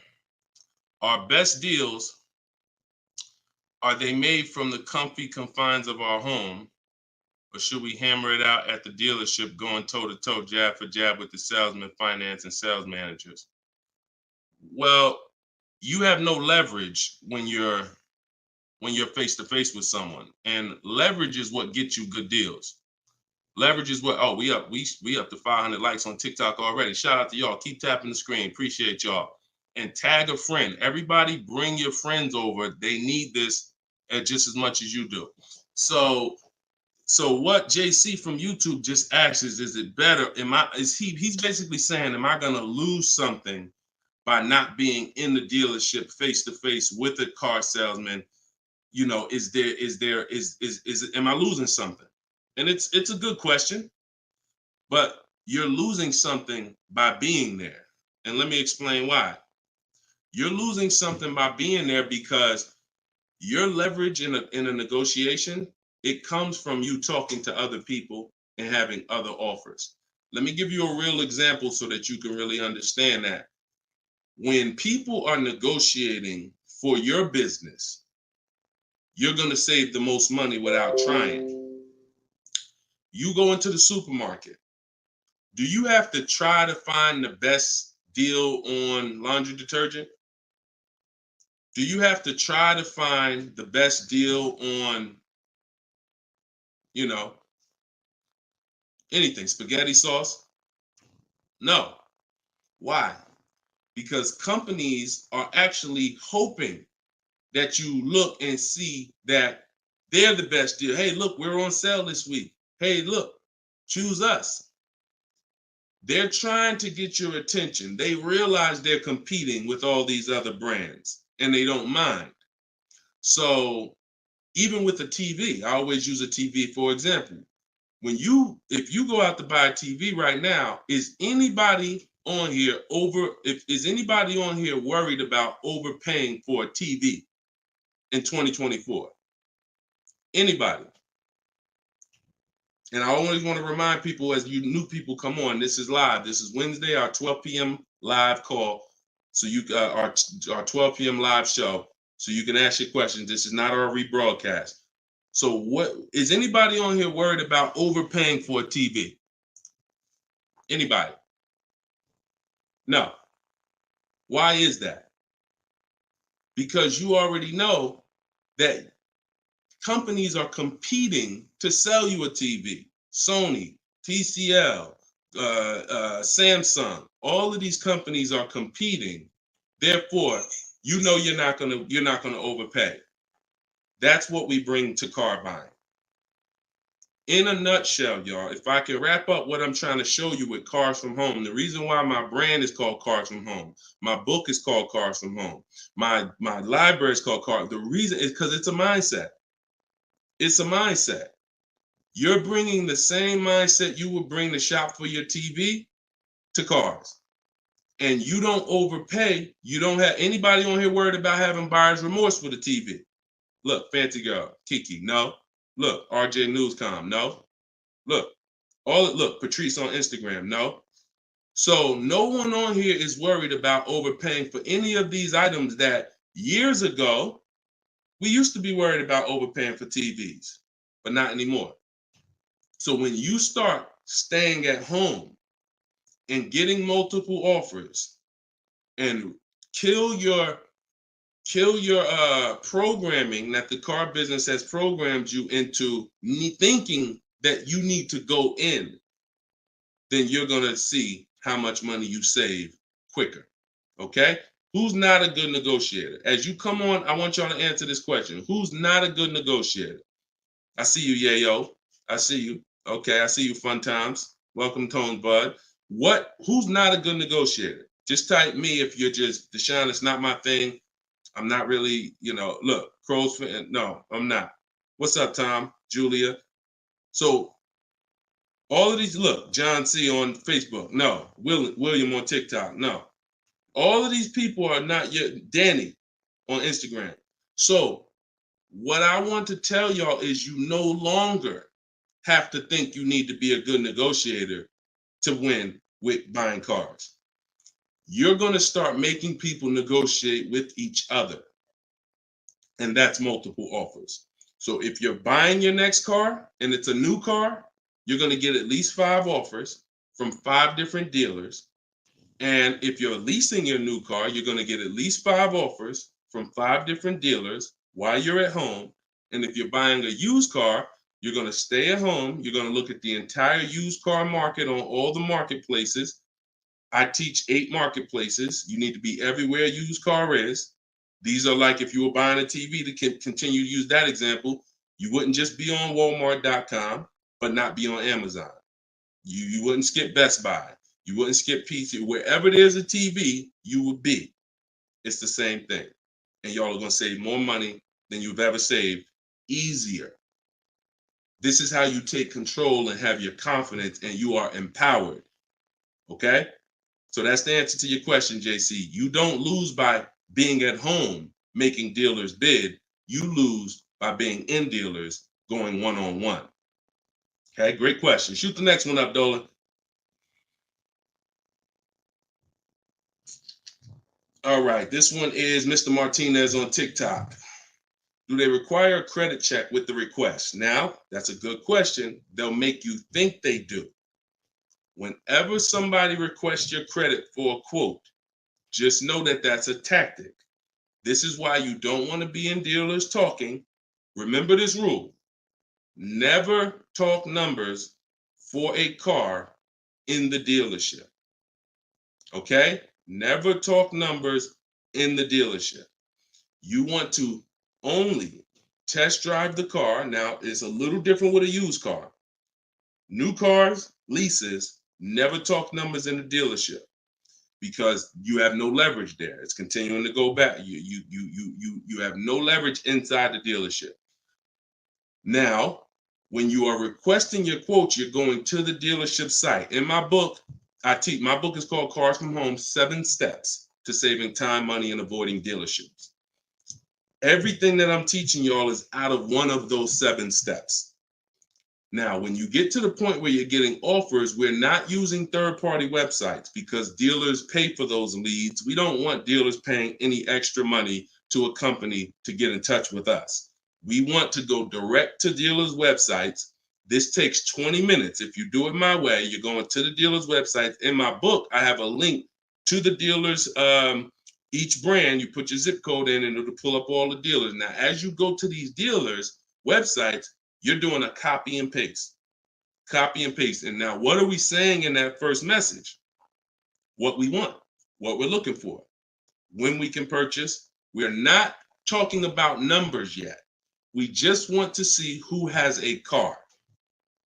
Now, once we see who has a car, now my strategy that I like you to start using, and some of you who have my book, you've used it already, is the 25 to 5. 25 to 5 is when you're connecting with 25 dealers online, and the goal is to get 5 offers. So, and the reason why we get 5 offers is because 80% are overpriced. So 4 of those 5 offers are usually going to be overpriced. That's when you know you did it right. So when we're getting our quote request, one dealer might say, oh, I can't do it without credit. One of the things we say when we're requesting quotes for a lease is assume tier 1. Now, for those of you who are purchasing, not leasing, you're going to request quotes all in, taxes, fees, everything in. Now, there are people who are going to try to knock you off your game. Some of you know, if you have my book, I have scripts for everything they're going to say, because I used to have to use these templates. You're going to hear stuff like, oh, we need you. When can we get on the phone? Can we just have a quick phone call?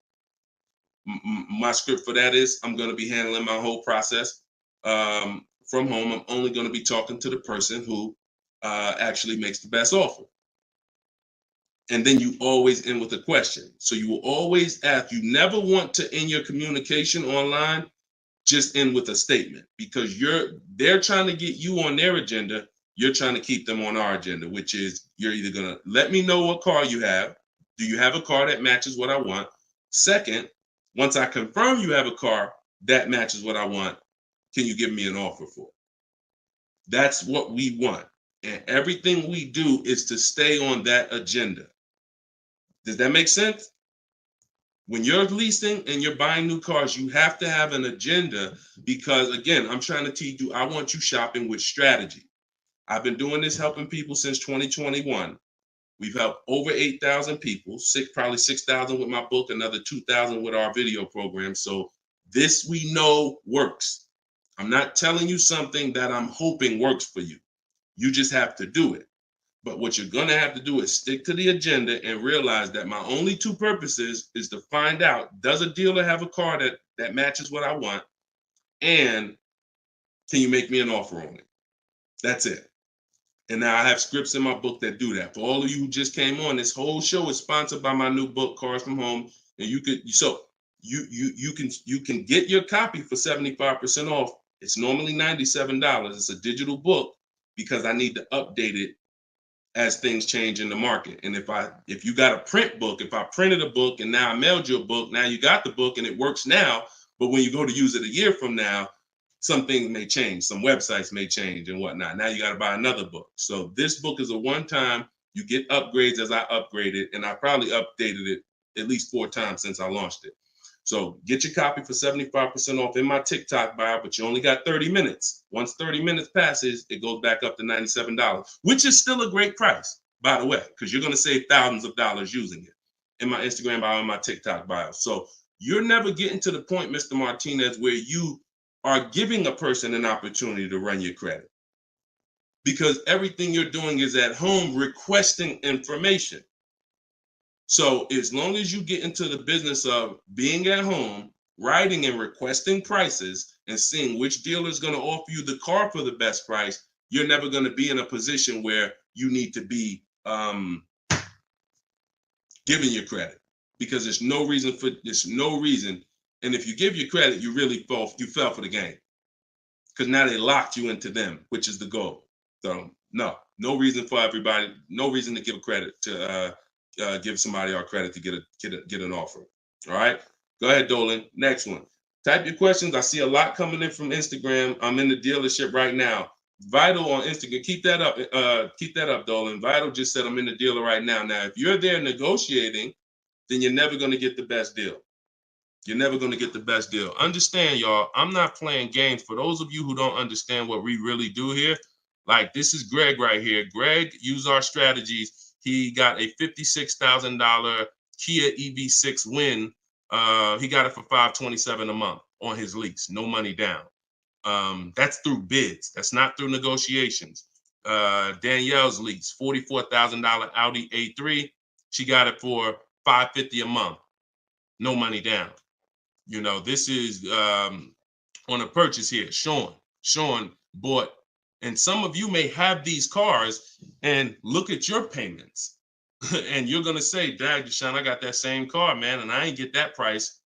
That's why I'm trying to tell you to listen. And like, we're not regular here. And sometimes I think, like, I'm not the public. I could be in the car business making $200,000-$300,000 a year if I wanted to. This is not God's plan for me. I'm trying to give you the game, but you got to understand who I am. This ship has sailed. We've been doing this for thousands of people since 2021. If you just now here and you just finding me and you haven't used my stuff yet, like, you missed it, but understand, don't keep missing it. This Sean, he got this F-150 Lightning XLT $73,000 truck, brand new truck. He saved over $20,000 getting bids my way. And the people who learn from me, they're never going back to the old way. They're never going back to negotiating and dealing. It only take one time for you to use what I'm telling you and see how quick you buy cars and see how much money you save to realize, oh shoot, I'm never going back to that old way of car shopping again. All right. So if you want to do it, you need to leave that dealership. Unless you're just there to test drive, that's different. So Instagram. Considering leasing a car, but feels like it will keep me constantly having a car payment if I choose to keep leasing at the end. Could you please explain the strategy to leasing versus financing? Absolutely. So when you're leasing, so this is a great question. Somebody said, look, if I lease, I'm going to always have a car payment. That's absolutely true. And so there's two totally different ends of the spectrum, y'all, when we look at how we acquire cars and get the best deals on them. One is a lease. My goal is to drive a new car, always under warranty in most cases, except if I'm a high mileage driver. I'm paying pennies on the dollar compared to somebody purchasing like that same car that Greg got. He's paying $527 a month. That same vehicle would be, it's a $56,000 car. That same vehicle will be $1,000 a month on the car note, at least on a 6-year car note. So I'm paying pennies on the dollar. I just had somebody today, he's going to pick up a brand new Kia Telluride. He got a payment of in the 400 range of $42,000 Kia Telluride. Once he negotiated it, he decided he was going to put $2,500 down because he wanted his payment where it was. But he already had a ridiculously low payment. It was like a 1.1% lease deal on a Kia Telluride. I told him, I said, you know that same Kia Telluride, $42,000, that would cost about $800 a month to purchase? He said, yeah, I know. I used to buy one. I used to buy mine. He actually had one. It got totaled. So he knows how much he was putting into that vehicle before he actually figured out he's not an 8-year person. So if you're not keeping your cars 8 years, you should be shopping for aggressive lease deals because it's pennies on the dollar. And we shop with bids because it's easy. It's fun. We're in control. And that's the way we do it. Now, the other side of the spectrum are long-term vehicles that are going to be what we call a keeper. If anybody who has a keeper in their household, type a K. If you have a vehicle in your household right now that you've had for more than 8 years, type a K. Type a K. Type a K. As you come in, y'all, if you're on Instagram, could y'all hit that paper airplane? It looks at the bottom of the screen. It allows you to share this broadcast with your friends. And could everyone who shares, could you share this broadcast? It does help. It matters. And I'm never going to stop asking for it. And I'm never going to stop appreciating the people who share. I appreciate you guys. And your friends will appreciate you more than anything, more than even I appreciate you. When you tag a friend who doesn't know me and they're car shopping, they'll appreciate you more than even I appreciate you. So, okay, all right. So we got John on on Facebook. We got Michael. We got hold on, let me see. Acura MDX. Rob Korn got an Acura MDX on Instagram. He's had it 195,000 miles. So these are what we call Derek on TikTok, Donald on TikTok. These are what we call keepers.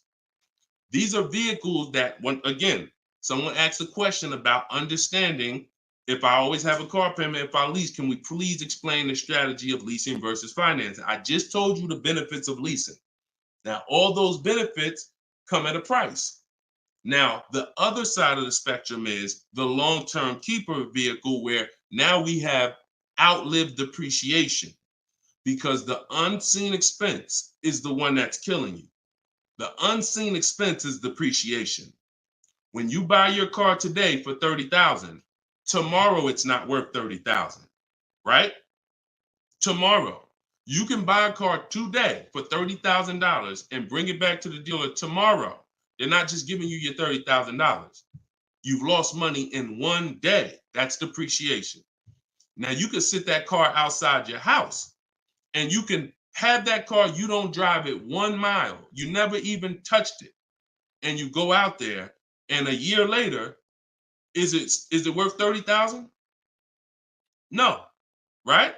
You never told, but Deshone, I didn't even drive it. But you understand, it's not worth $30,000 anymore. It sat there for a year. Now it's probably worth $24,000. That's depreciation. So some of you have been trained to think, oh, well, I buy my cars because I don't want to pay for the mileage. What I'm trying to get you to understand is when you understand depreciation, you're going to see not only do you pay for the mileage, whether you buy or lease, you pay for the car whether you drive it or not when you buy. Does that make sense? Type clear if y'all are clear so far on this, on these principles. Because it's bad information that's been fed to you for all these years that, oh, you know what? I like to drive as much as I want. Oh, I like to do everything and I don't want to pay for mileage, so I'm going to buy. But what you're seeing now is, oh, shoot. If I drive no miles, my car's worth less. If I drive average miles, my car's worth even less. If I drive high miles, my car's worth even less. Depreciation. It's the unseen expense. So now our goal with purchasing the right way and picking whether I'm going to shop for great lease deals or whether I'm going to be a long-term keeper is to avoid where the depreciation loses us the most money. The most money. Look, right here, 3, 4, 5, 6 years, you're losing the most money. This is when you don't want to have bought your car and replaced it, because you're losing thousands and thousands of dollars every year. And now many of you have been taught it's okay to switch cars while you're in here, dropping. But going back to the keepers know, all right, I'm switching cars when my value is like this, my depreciation. So all of you who said out there that you got a car that you've had for 8 years, 10 years, 12 years, now you're gonna, here's what proves to you what I'm saying is true. The keepers, which is why I'm trying to get you guys out of that middle, all you 3, 4, 5 year people, 6 year, 7 year people that do not lease. You don't keep your cars long enough to outlive this depreciation, but you don't lease. You're losing the most money by far, thousands and thousands of dollars every car you buy in resale value, because you flip cars, try to trade them in while you just lost thousands and thousands of dollars. So on the other end, those of you who said, Deshone, I got a keeper outside, if that car today is worth $5,000, a year from now, it's probably going to be worth $4,800. That means you're no longer losing value like this. You're only losing value little by little, and you've outlived the depreciation. So your goal when understanding should I lease or buy is like, Deshone, okay, how do I avoid this? Well, if you're not keeping your car 8 years, you should be shopping for leases. Everyone who told you otherwise was wrong. I'm not going to say they were malicious, but they were incorrect. And unfortunately, I call them confidently incorrect. Dangerous. Being confident and incorrect is dangerous to you and others and everyone who's going to listen to you. So I'm telling you the truth based on numbers, that shopping for lease deals is here. If I'm not keeping my cars 8 years, I need to be shopping for great lease deals. If I'm going to keep my car more than 8 years, then I'm going to purchase and I'm going to make sure I get a car that's going to last 8+ years so that I can outlive the depreciation and win with long-term ownership. But I'm not stuck in the middle. Clear? Clear? Everybody clear before we move to the next question? JC said, my man hitting on all cylinders. I appreciate you, man. This is what we do, man. I've been doing this since 2006, man. I'm not new to this. I've been helping people save money on cars and make dealers bid for their business since 2021. And that's what I'm known for. Here in New Jersey, people know when I had my brokerage, Deshone is the person that helps people save money if you listen to him.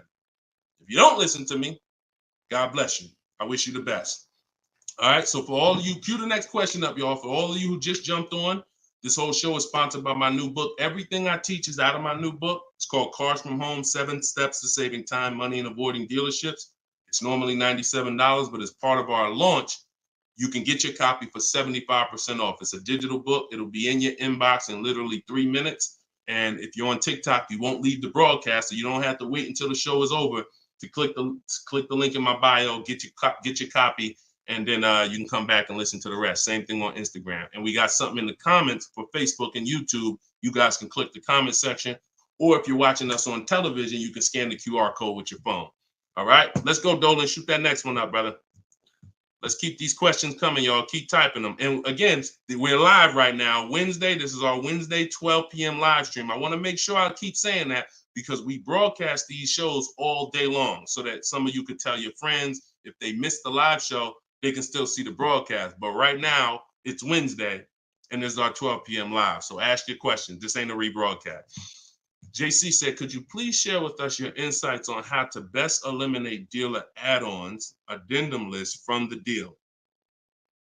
Example, windows etching, low jack, nitro in the tires, Scotch guard. Okay, you name it, whatever. I always say this, and I have a video that has done well. It's been seen by several people, and it says we don't negotiate with dealers with fake fees.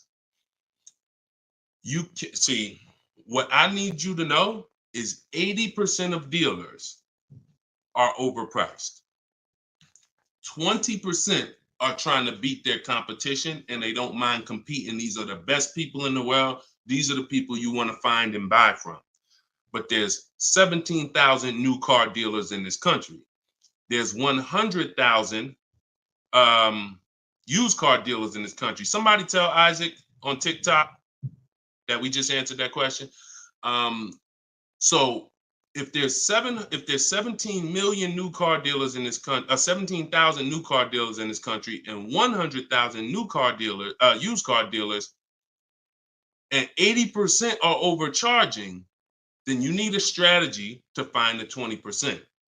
That's another reason why you cannot walk into a dealer and think you're going to get your best deal, because you don't know. You have a much higher chance of finding an 80% than you do a 20%. Does that make sense? It's more than likely when you walk into a dealer and you request a quote, or you request an info, even the dealer that you've been buying from, they're going to say, it's more than likely you're dealing with an 80% dealer, just based on the sheer numbers. It's not 50-50. And like I said, I've worked with 8,000 people since 2021. We have the data to show this is not 20% is who you're looking for. That's who we're looking for. So what we do is we need to sort for them. We're not looking to walk in. We're looking to stay at home and sort for them. The 80% are going to do what the 80% do. To answer your question, JC, I'm not interested in getting an 80% dealer to take off their fees, because that's not what they do. Thanks, Carter's dad. That's not what they do.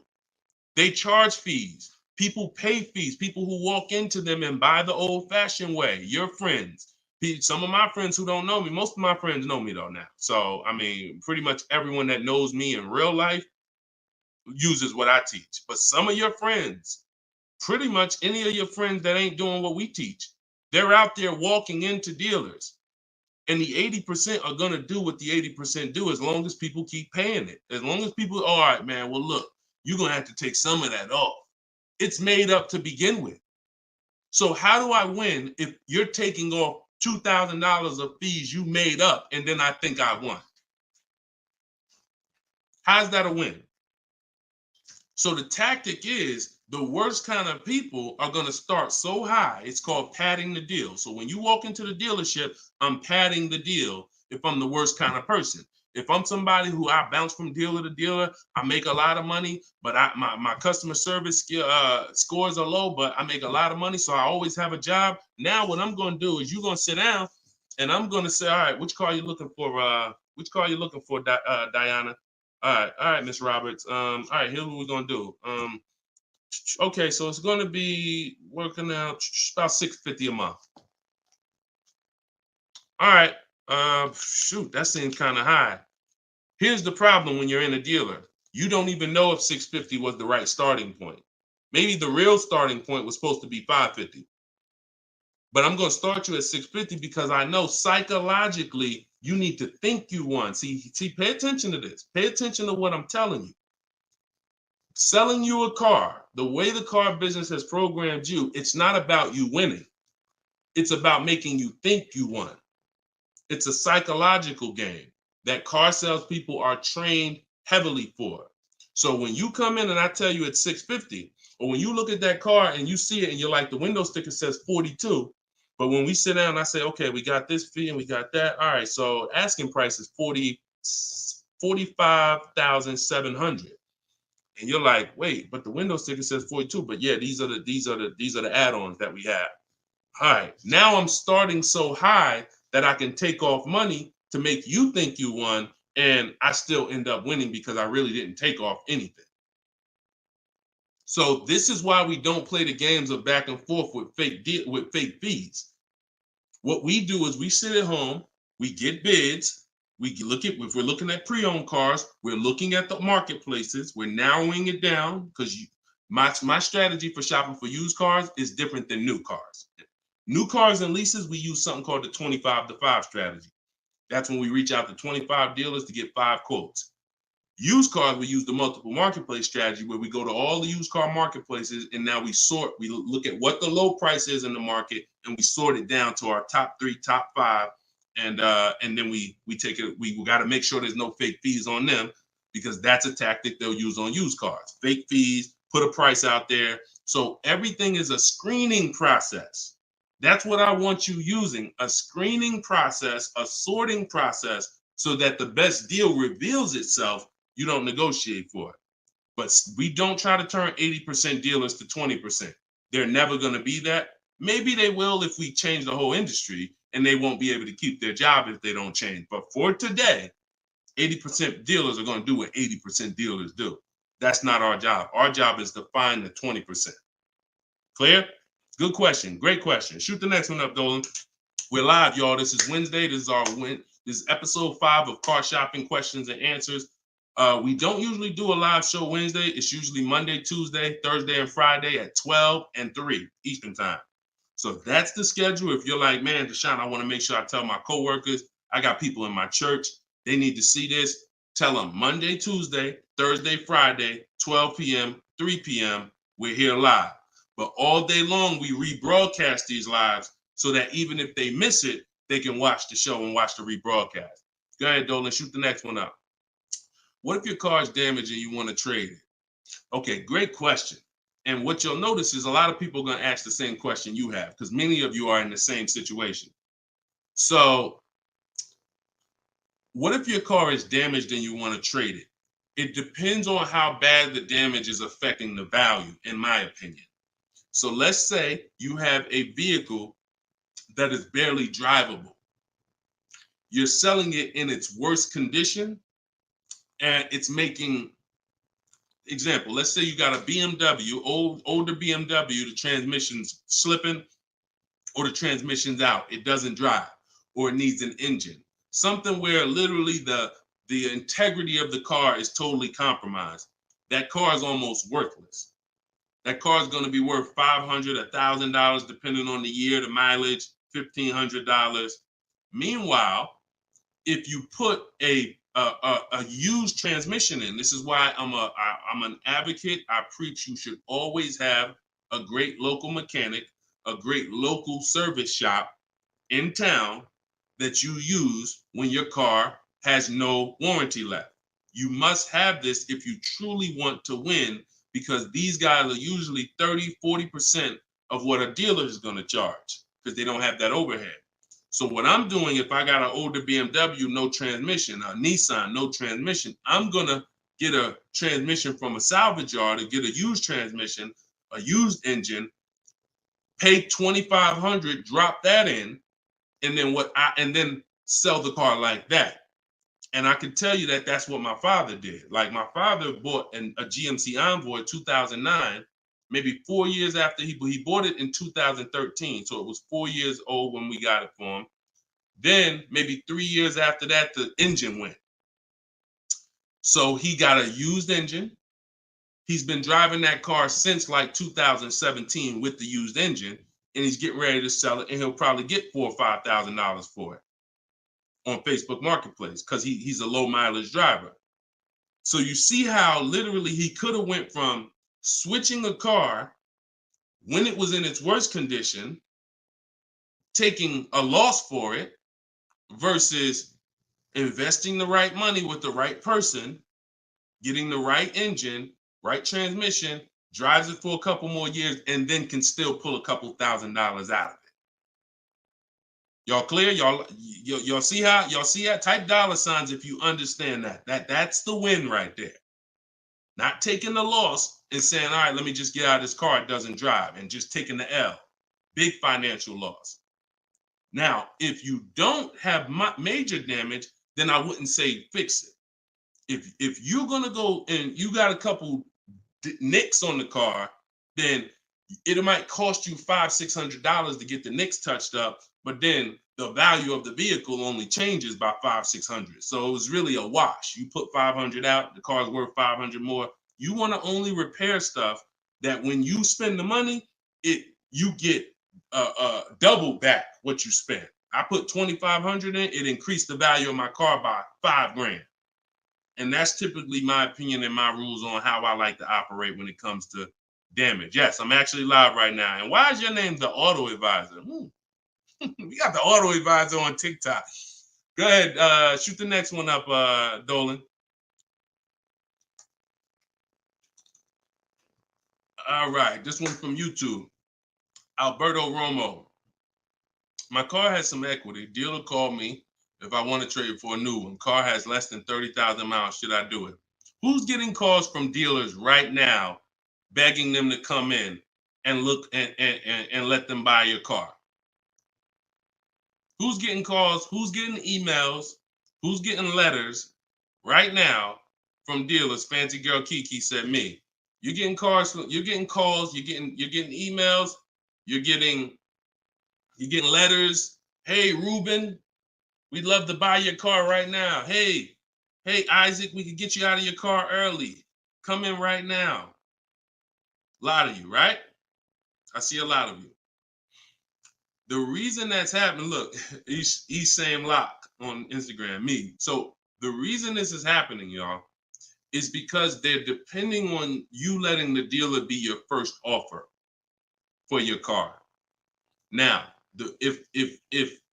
see, dealers know they're getting outbid right now. They're not able to buy as many cars as they used to because people are getting used to, I mean, it's almost a curse word in my book. We don't use this word. We don't use the word trade. And some of you who have seen me in the past, you know we don't use the word trade. There's only one scenario where we need to trade, and that's if we have too much negative equity. The reason why we don't trade is because trading is not a bidding system. There's 3 transactions that you've been trained to give to a car dealer. One is buying a car from them. That's its own transaction. I bought a car from you. The second is getting the loan from them. That's another transaction. I got a loan from you, because there's other companies out there that only give loans. They don't even care if you buy a car. They don't sell cars. They give loans. That's a clue that there's money in the loan business. Now, the third transaction is people who want to buy your car. When you give your car to the same dealership, you gave them your old car, that's one transaction. You gave them your loan, that's another transaction. And you gave them the purchase of a new car from them. That's 3 transactions. And most times you didn't get bids on any of them. That's how you're losing money. You're probably losing $2,000 here, probably $1,500 on the loan, and then maybe another $1,000, $1,500 on your car that you gave to them. Hidden money. See, I'm not just here to teach you how to car shop from home the right way, strategically using my system. I'm also here to reveal to you the hidden money that you haven't seen in your car deals. So you got to stop doing combining transactions. That's why we don't trade. We get offers in my book, step 2. My book is 7 steps. Everything I teach is 7 steps. Those 7 steps won't change. First step is most important question. That's leasing versus buying. How many years you keep in the car? Second step is equity assessment. I need to get offers for my current car, my current lease, see if I have any equity, see if I can break even, or see if I have negative equity. Third step is deal structure. I need to find out how much this car is supposed to cost if I get a deal on it. I'm budgeting for a deal. See, we don't budget based on how much I could afford. I'm budgeting, I'm looking at a car if I'm going to lease and saying, if I'm leasing, this is what a good deal would be on this car.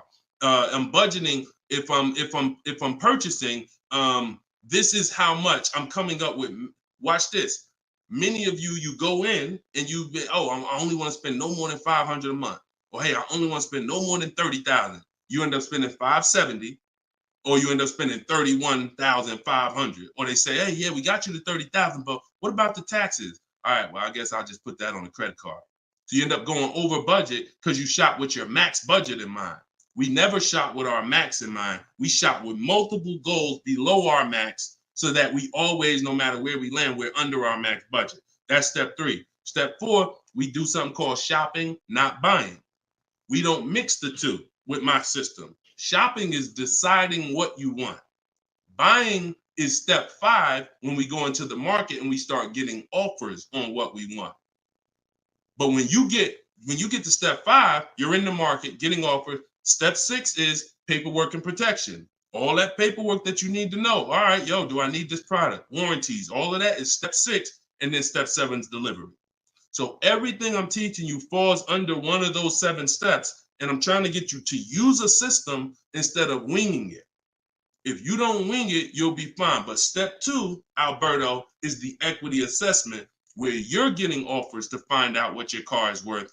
You can give the dealer an opportunity later to beat it, but you need to know. That's why we don't respond to those. Hey, come on in. Let me look at your old car. Let me buy your old car. Hey, come on in. Let me see. You need to call your bank for a payoff, and you need to go to CarMax, Driveway, Carvana, Kelly's Blue Book Instant Cash Offer, AutoNation, Sell My Car, Car Google, Sell My Car. Take you 20, 25 minutes to do your equity assessment, and you got real cash offers that you'll know if I have equity in my car, and you'll know these people can cut me a check in an hour. And now let me go prepare to shop for my replacement car because these companies already bid on my old car. Type clear if y'all are clear on that. That's the equity assessment. That's my 7-step system. That's why my book is called Cars from Home, 7 Steps to Saving Time, Money, and Avoiding Dealerships. All right. All of you could get a copy. You could get your copy for 75% off. It's normally $97, but as part of our launch, you can get it in my TikTok bio for 30 minutes for 75% off. Once the timer goes back up, once the timer expires, it's back up to $97. So get your copy before the timer runs out. Same thing with Instagram. Go to my Instagram bio. You'll have it 3 minutes and you come back to the show. And if you're on Facebook or YouTube, we got links in the comment section for you. All right. Great question, though. Look, go ahead. Shoot the next one up, Dolan. It said, this man, bro, spitting gold fire for real. I hope this isn't going over anyone's head. Me too, bro. Listen, me too. Keep that question up. Fancy girl Kiki from TikTok. But me too, bro. Like, I'm sitting here, man, and I pray every day that the Lord help me to look. I want you to even see. I gotta unlearn. That's why I represent this brand. I got to unlearn. Like, I have been programmed, and the people who programmed me have actually programmed me because they make more money by me staying programmed. So some of you, it's unfortunate, are not going to spend $24. You're not going to spend $24. Now, I had people get the book for $97. It's people that might be on here that say, man, I got the book before we even had this sale. $97, but some of you are not going to spend $24 to get the book. But you want to go into a 5-figure transaction, a 5-figure, $10,000, $50,000, $100,000. Some of you who are buying luxury vehicles and exotics transaction, but it's something about not, and that's just unfortunate. All right, fancy girl Kiki from TikTok. Is it true that you can have your down payment go towards your payments? So all right. So when we're working out our loan, again, this is still combining the loan and the purchase of the car. Because when you're actually trying to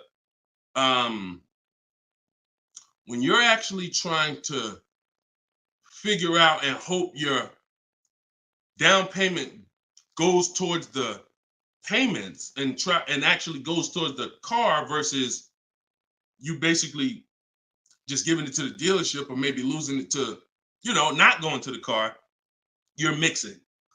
Because when we're shopping, we have loan. When you buy your car, if I'm financing, right? Give you an example. When I bought my Infiniti truck, I'm shopping for the car. Once I get the car, now, and I use my perfect budget calculator. It's in my book. It's a calculator I created. See, that stuff I can't even explain on this show. I can't explain how a calculator that I created works. It's a surprise when you get there, when you're reading and you're like, oh, this is a calculator. I've never seen nothing like this before. I know, because I made it. And I got like 5 of them in there.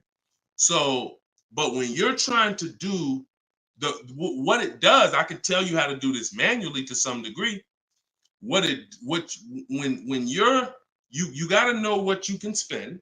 That's why we have that budgeting exercise where in order for me to be at a $450 a month payment, I can't get any more than a $22,000 loan. If I get more than a $22,000 loan, then I'm going to have more than a $450 payment. So now you might say, okay, 6 years though, because if I go 6 years on the loan, then maybe I could get like $25,000 depending on my interest rate. But I need to know how much car I can buy based on where I want my payment to be. So now once I establish that in a budget exercise, you can do that with some calculators online, try to, but you have to account for taxes. The reason why these calculators don't work well, because they're not going to account for the taxes. They're not going to account for, any down payment you want to put in, and they're not going to account for any equity you may be getting. And then they're not going to give you these goals for, all right, a 5-year loan or a 6-year loan is 2 different prices. $450 a month for 5 years is not the same as $450 a month for 6 years. If I get a car at $450 a month for 5 years, I got a better price on it than if I got it for $450 a month for 6 years. So these are the things that you kind of got to have in your budget so that all right, this is how, because it does me no good to know that I could go and spend $35,000 on a pre-approval. What does that do? How does that equate to what I can actually spend? I don't want to spend $35,000. That's a $700 a month payment. So, but once you establish the budget on how much I can spend, now you go find the car. So I'm shopping for the Infiniti, and I'm shopping knowing all of these cars are within my budget. Now, when I actually get the car, now what I'm doing is going and I'm finalizing my loan and having multiple dealers, multiple banks and credit unions give me offers for my loan. Everyone can run my credit with a hard pull because I'm within the rate window where it's not going to affect my credit negatively. It's only going to weigh as one hard pull. I know you have heard, oh, don't let all these people run your credit.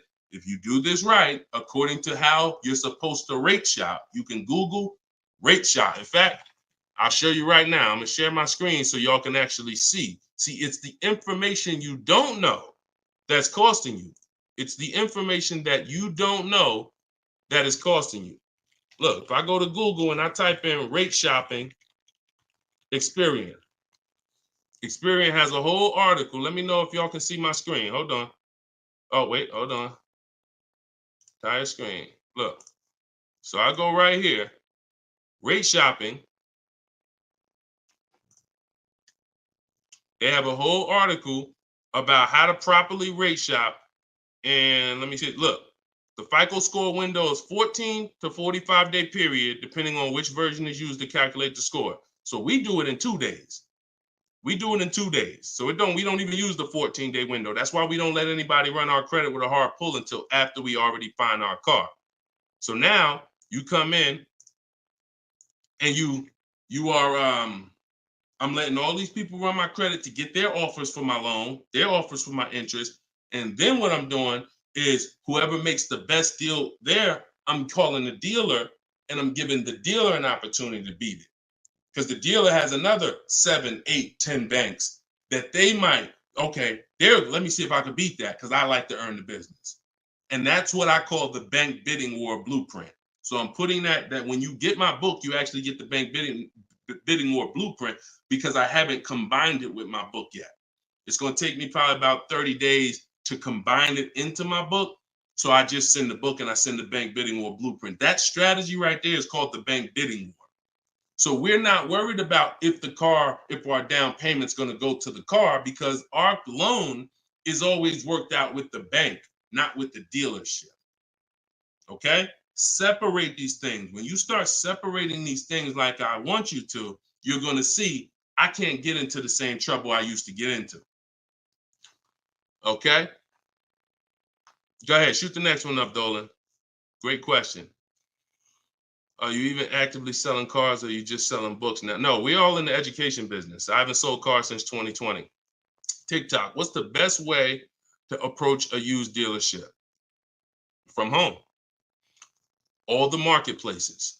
So you don't want to, if you're shopping for a used car, you cannot afford to miss a place where a used car is. What does that mean?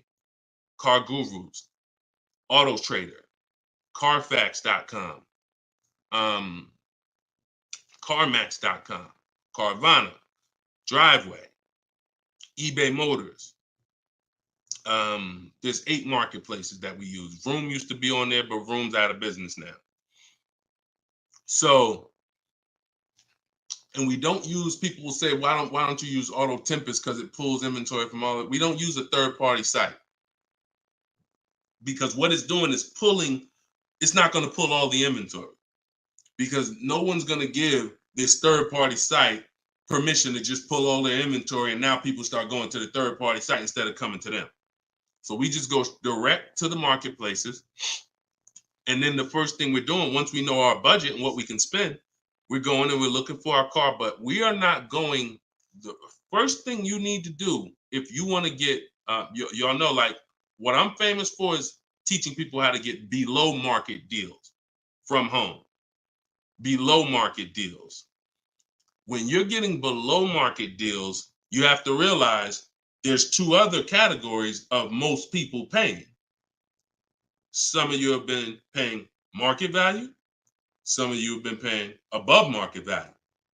So below market value means there's 2 categories that we want to buy below what they're paying. Okay? So we got to have that in our mind. Below market. Like when you look at Eddie. Look at Eddie. This is 2023. This was last year. Still coming out of low inventory. He got a 2023 Camry hybrid. And the hybrids last year, they were on fire. On fire. Like, so they were still charging $2,000, $3,000 over sticker price for the, he got $2,086 under MSRP getting bids. That was his lowest bid. Okay? He said, I had a 1-week window. So those of you who are like, Deshone, I need a car in a week. When you get bids, it ain't nothing. He said, I actually completed the process in 4 days. So below market deals where people are paying sticker price and they think they won. You know what? Hey, you know what? The best deal is, at least I didn't get a markup, sticker price. Now, let's get back to approaching the used cars. When we open up when we get in used cars. Oh, wait a minute, yo, banana dad, you funny, man. So when we get in used cars, so our goal before we could get a below market used deal, we have to know what the market prices are. So when we open up those marketplaces, the first thing I want you to do is look and sort from lowest to highest prices on all of them. Lowest to highest prices. Well, the first thing we actually do is start an account. You want an account because we want to get alerts of all new inventory. So we start an account on all the marketplaces that we can start an account on. Now we're going to look and sort from lowest to highest, and we're going to look and see what the low side of the market is. Low side of the market, low side of the market. Now I might say, okay, the low side of the market is about 22, 23. If you're doing it right, you're always going to have prices that are $3,000, $4,000, $5,000, $6,000 more. If you don't see that type of spread, you're not doing it right. So now we know this is the low side of the market. Now here's what comes with the low side of the market. Bad Carfaxes, frame damage, salvage titles, sketchy history, Damaged cars, that's good. That's what comes with it. What we're looking to do is see where those cars are priced at, and we're looking to be right above them. And from there, we have a particular system of how we're going to sort based on title history, service records, extremely important. We will not buy a used car without great service records. Then we go to accident history.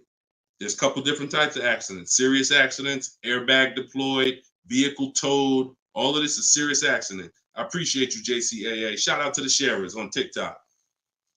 Now we go to, then we need to verify there's no bogus fees, because that's a narrowing down. Now that'll narrow us down to like a top 3, top 5, top 7. But some of those vehicles are going to have bogus fees, guaranteed, guaranteed. And this is not always happening day one. That's why I don't want you waiting until you need a car to go shop. I want you in the market early, a month, 2 months, 3 months before you need a car, so that you can watch the market.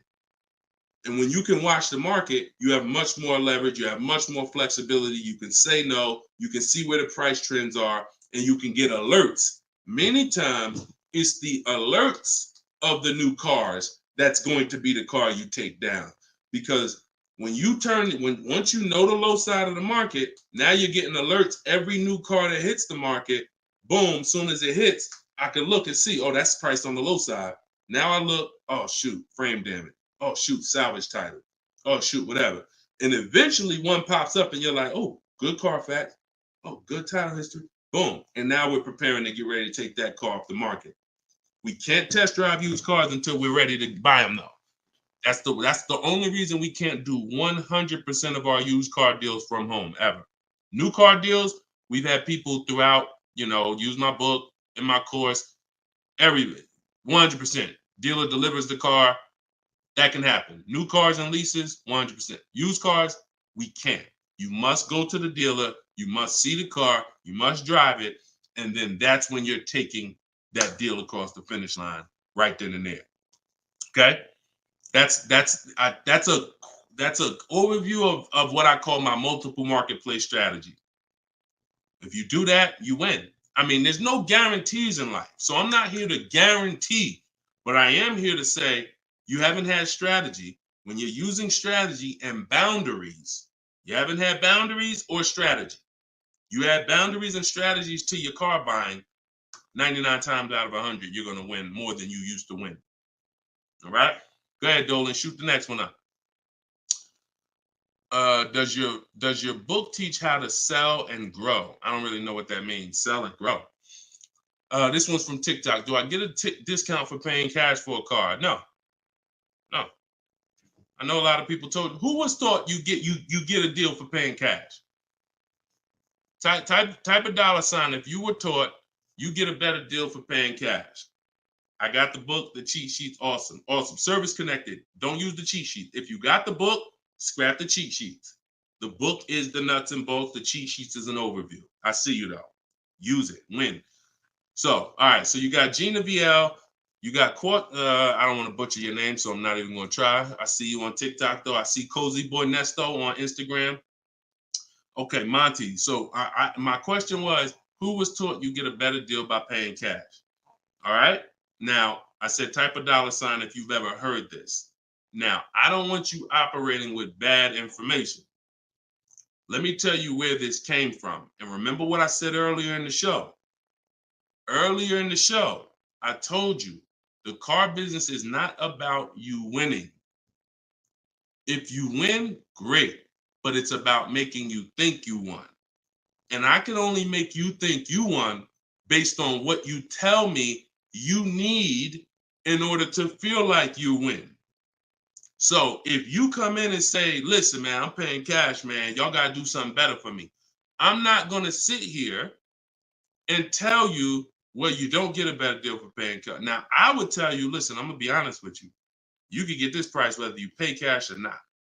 So, like, there is no, but somebody who's like not going to be willing to go and tell you that, they're going to make it look like, all right, I got to make you think that the deal I'm giving you is because you pay cash.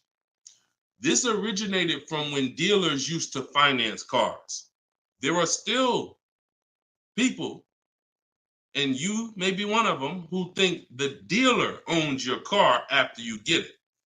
That's why there are people who say if they can't afford a car, they say, man, I'm gonna get a dealer back their car. It's not their car anymore. Unless you're dealing with like a buy here, pay here place where they're actually extending the loan to you, it's not the dealer's car anymore. But back in the past, dealers used to extend loans. They would hold the financing. So if you offered them all the money up front, it was an incentive for them because they knew it guaranteed they get the money now. And it also saved them interest. It saved them, if they were holding the note, then they're still technically paying for that car. And they're like, okay, I could save you another $1,000, $1,500 because you're going to give me all the cash up front. It's not like that anymore. It's not. It literally from the time you leave, the dealership is funded in full in hours. Like by the time you drive off, wire transfer, the dealer is funded for the car. The funds come from Bank of America, Chase, TD, M&T Bank, whoever it comes from, wired to the dealer. From that point, it's between you and who? Who's on the title? Who's the ones calling you if you don't make the payment? Who's the one setting up the car to be taken if you don't make the payment? It's not the dealer, right? It's the bank. So it's always between you and the bank from that point, which is why you don't get an exactly life experience. You're not getting a better deal paying cash. And that's just because that's the way it's set up. Now, the rare exception that you may see, and this doesn't happen a lot, sometimes there's like a low interest rate. Like when I was with General Motors, we might have like all right, you could get 0% interest, or you could get a $5,000 rebate. Only on a new car though. But you can't do both. So if you had somebody who could pay the cash, maybe if they save more money by taking the rebate than they would if they were to take the loan. So in which case, you're not getting a better deal because you're paying cash. It's just an incentive to, you're getting a rebate. But so those are these are very rare circumstances. So I just don't want you going in and telling you that you heard that from me. And I'm just telling you that's the truth. Like that is the truth. And when you really look at how banking works and how dealerships work and the fact they don't own the car, you'll understand there's no incentive to you paying cash at all. And if you're not investing your cash, see, I want you to also think about what you're doing with your money. Because if you want to pay cash, God bless you. Pay cash. Interest rates are high. Put as much down as you can. Pay cash. Get the loan out of there as fast as possible. You're paying 6, 7, 8, 10%, 12%. Get the loan out of there. Pay it off or make a large down, only finance a small portion of the car. But if the rates are low, which at some point we do believe rates will be low again, or I always tell people in the bank bidding war, you got to check, see if there's any special interest rates. There might be 0%, might be 1%, 2%. So if those instances exist, there are people who your money's invested. You're getting 8% on your money. You're getting 6%. You're getting 10%. You're in real estate. You're getting 15%. It makes no financial sense to take that money that's earning money for you out and put it into a car that is going to lose money for you. That $20,000, $50,000 you put in the car is going to be worth half of that in 3 and 4, 5 years. 5 years, it'll be worth half. So these are the things I talk about. I don't believe in one size fits all car advice, y'all. That's why I'm always saying it depends on this situation. If you're this type of person, if you're keeping your cars 8 years, you should be buying. If you're not keeping your cars 8 years, you should be selling. You should be leasing. A lot of people think, okay, Deshone, you talk about leasing a lot. I talk about leasing for people who are not keeping cars 8 years because they've been taught that they should still be buying. But I'm putting you in the strategy that's custom to your life versus what you've been hearing, which is people telling you, hey, do what I do. Only buy used cars, pay cash for them. Now, that's your situation. So anyway, so all of this is out my book. Cue the next question up, Dolan. We got a couple more minutes and then we'll wrap. All of this is in my new book, Cars from Home. It's called 7 Steps to Saving Time, Money, and Avoiding Dealers. Normally $97. You can get your copy for 75% off for 30 minutes. It'll be $24. And everything I teach is in there. You know, everything that my video my students in my video course have had, my coaching. This is the same 7-step strategy that we use to get these below market deals. And I've been showing them throughout the show. So if you just jumped on, like we've been showing these deals throughout the show. All right.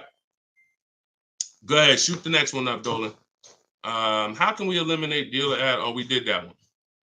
Yeah, we did that one from YouTube with the dealer add-on. This one's Dakota from YouTube. I have a Malibu Chevy, still drives good. However, the dealer's banged up as well as a few scratches. The door is banged up as well as a few scratches. I mean, if it's cosmetic, if it's banged up, I won't worry about the few scratches because the few scratches is really what's normal. And you know, people expect you to have normal wear and tear on the car. Some people think, hey, if I have a, you know, even with leasing, you're allowed to have wear and tear, a couple nicks, dings, they allow that. They don't expect you to bring the car back perfect. Same way with this. But if it's a big dent that would be an eyesore and you can get a company like Dent Wizard or something like that to come pop the dent out, then I would do that. That might be $200, but it might make a buyer pay, you know, $1,000 more for the car. Because if I come and I see the doors banged up, I probably want $1,000 off depending on what you asking. But if I come and see you done smoothed it out, now you could ask, and I'm less like, you know. So that stuff that you can put a little money in that gives you a bigger return when you go to sell a car. Okay, in my opinion. Okay, show and tell. I have the book. Is Maps Academy different? Yeah. Maps Academy is my video program. The book is the 7 steps. I have a video library that's 7 steps in video, and then Maps Academy is, you know, my video program, and I coach people. So we do these Zoom calls, so we make sure we answer questions. So I always say, get in where you fit in. You know, get in where you fit in. I don't care how you get the information. Get the information. You want to get it from my free videos on social media. You want to cycle through those. I got hundreds of them. Piece things together. Get in where you fit in. You want to be on the live show. Try to piece it together. You want to get the book. You want to be in the video library. You want to coach with me. Whatever. That's what I'm saying. It's no excuse. It's no excuse for any of you not to be getting below market deals when the information exists. And it's thousands of people that testify about me. I'm not new here. We got over 2 million followers. If I wasn't helping people, it would have been out by now. Somebody would have wrote by now, oh, this guy don't do what he said. I got thousands of people around this country, testimonials, hundreds that we done just grabbed, boom, boom, emailing us, yo, look at my deal, look at my deal. So it's just, you are just now discovering what we do. But understand, we've been doing this. All right.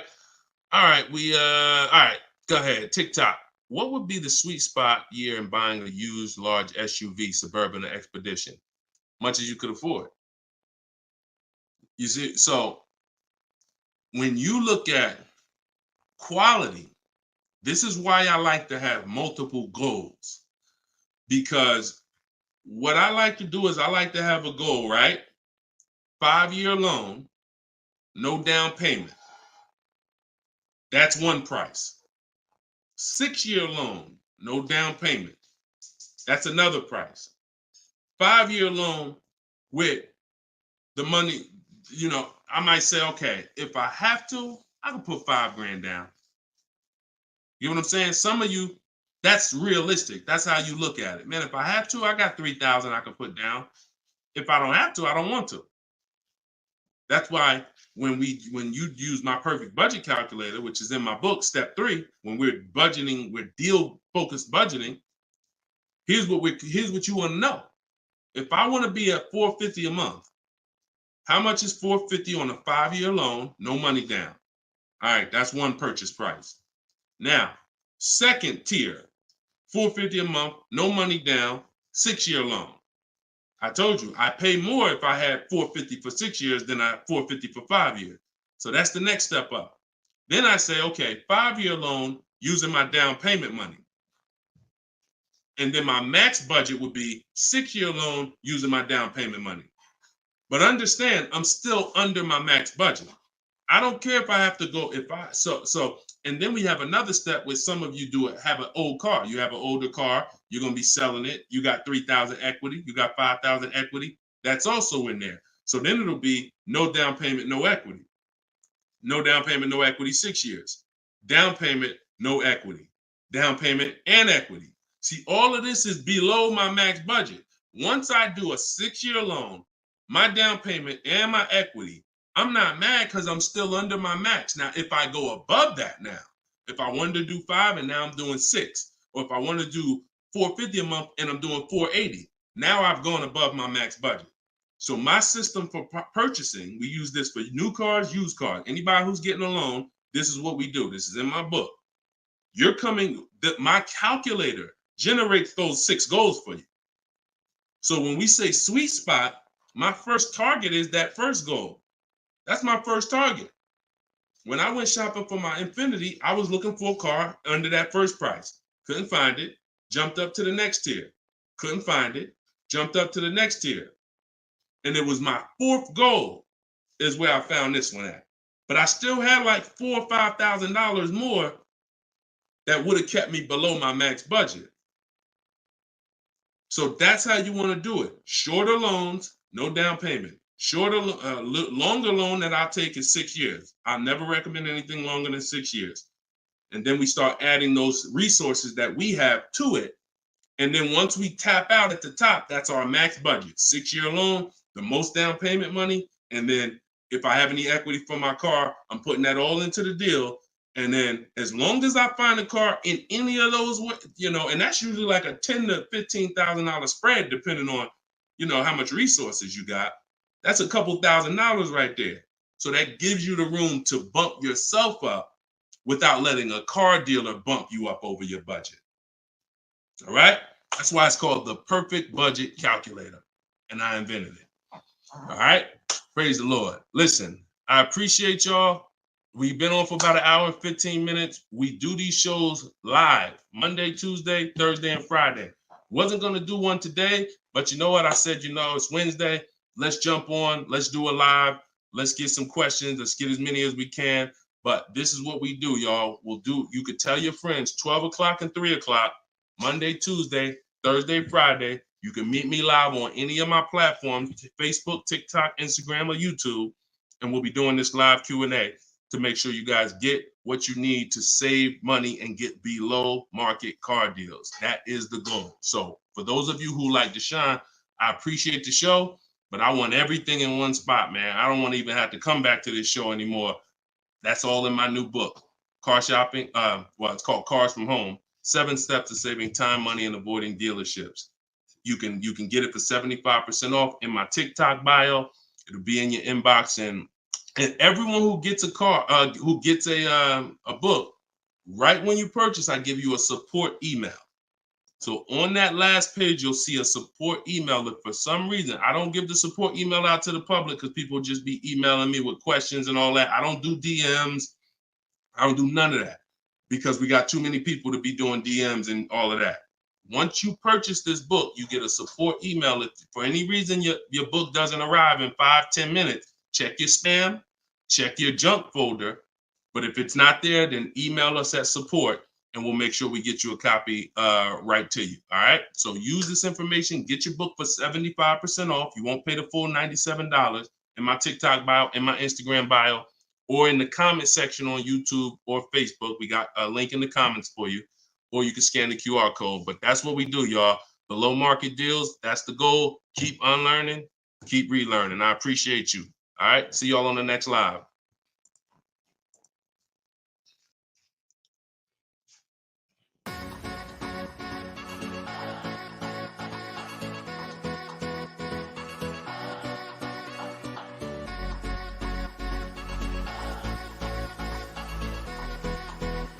The worst possible thing you could say when you walk into a car dealership. I spent 5 years with Mercedes-Benz, 5 with General Motors, and the worst thing a person could say when they walk in is if you could just get me to this payment, we got a deal.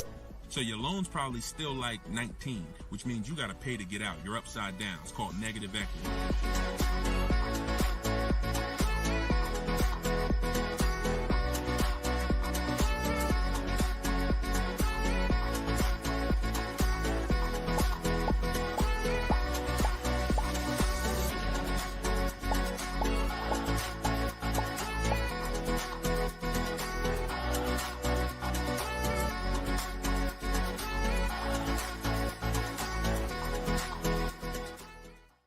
NY Gail, welcome everybody to episode 6 of Car Shopping Questions and Answers. I am your host, Deshone, publicly known as Deshone the Auto Advisor. We do these shows Monday, Tuesday, Thursday, and Friday live at 12 p.m. Eastern Time and 3 p.m. Eastern Time. So I know some of you may see our live rebroadcast. That's for you to tell your friends about. That's when you can't make the show, you catch the rebroadcast. But those are the times that we're live. If you don't know me, I'm the author of the digital book Cars from Home, 7 Steps to Saving Time, Money, and Avoiding Dealers, currently rated 4.94 on Goodreads.com. So thank you to everyone who has reviewed the book, the digital book.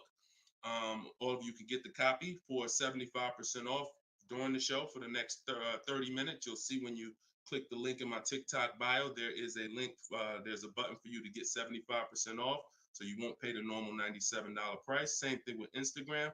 And you guys on Facebook or YouTube, you can click the button in the comments and you can get your copy. So come on in, start typing your questions. We do this, we do rapid fire Q&A. I see a lot of people coming on the TikTok, and we got Dolan pulling questions. So no matter where you're watching us from, type your questions and we're going to pull them into the live show and we'll get them answered right now. All right. So I'm excited about this show. I see we're continuing to see people getting below market deals. If you don't know that the goal is for you to get below market deals, and the goal is for you to not spend more than 30 minutes in a car dealership. I spent 14 years in car dealerships. So you're not learning from somebody who's just like you. I'm just like you in that, I buy cars, I lease cars. That's the way we're similar, but I'm an insider. I'm an auto industry insider. My business for 14 years plus was in car dealerships. So start typing your questions. Let me tag everybody on Facebook and let's get down to business. Okay, whenever we get the first one, Dolan will put it up. Let me just tag my people here on Facebook. All right, there we go. Okay, what's up, Skinner? Good to see you. What's up, Angel? What's up, Jill, man? Good to see you. Yep, what's up, Jason? Great to see you. All right. Brother said he's been doing it. Oh, what's up, Auto Advisor? Good to see you. Absolutely. All right, y'all got to type fast. I know you probably, and try not to make your questions long. Try to get all your question in one shot, but try not to make it too long where it can't fit in. All right, this one's from TikTok. Isaac from TikTok said, best current APR rate for tier A1 credit. So the best APR is always going to come through getting bids. Now I know this is new. This is new to most of you. But getting bids is how you're going to get your best and guarantee your best car deal, your best loan. So I'm going to lay out this process we call the bank bidding war. And if you follow this step, you'll be able to have 10, 15, 20 banks and credit unions bidding for your loan. And then you'll be able to pick the best one. And the way you do this is extremely important, because if you do this right, then it's only going to have the same effect on your credit score as one hard inquiry. So think about what we're saying. We're going to allow multiple people to access our credit with hard inquiries, but at the end of this period, after we get our car, the weight on our score, the effect on our credit score is going to be one hard inquiry. So the first thing, there's 3 rounds in the bank bidding war. The first round is to always check and see if there's any special interest rates or special promotional rates that are being advertised for the car you're looking for. So let's just say you're shopping for a, Kia Telluride. You're gonna now check and see, is there any special interest rates? 0%, 0.99%, 1.99%. All of these rates are like a finance rebate. That means there's no bank or credit union that's gonna beat them. So this is the first round. So if we do get a special interest rate there's no reason for us to even shop for interest rates other than that. Because again, no bank, no credit union is beating 1.99, even 2.99. Now, here's what you have to check when we do that. How long is that loan? Because some people might give you 1.99, but it's only for 36 months. And some of us are not going to take a loan for 36 months because the payment's going to be too high. You might need a 5-year loan or a 6-year loan. So we're not just looking for if there's a special interest rate, we're looking for what is the term. Shout out to everybody coming in. This is our Thursday, April 18th, episode 5, live car Q&A. So we're actually live right now. This isn't a rebroadcast, so you can come on in and start typing your questions. And we're talking thousands over here, not hundreds. Okay, so that's round 1 of the bank bidding war. Now, let's just say we do that and there's no special interest rates. Now we're moving on to round 2. But round 2 comes after we find our car. So once you find your car, no one has touched your credit with a hard inquiry yet. Pay attention. You have not heard me say at any time hard credit pull at all. When you're shopping for your cars, no hard credit pull. Nobody's running our credit while we're shopping. Once we find our best deal, once we find a dealer that's going to sell us the new car for the lowest price, we lock up that car, usually with a deposit, reserve it. And now what we're doing is we're telling the dealership, I'm going to take this buyer's order. You're going to get a buyer's order. You're going to come home. And now you're going to now the second round of the bank bidding war is about to start. You're going to come home. You're going to call your bank if you have one, or your credit union. This is when you're going to let them access your credit. Because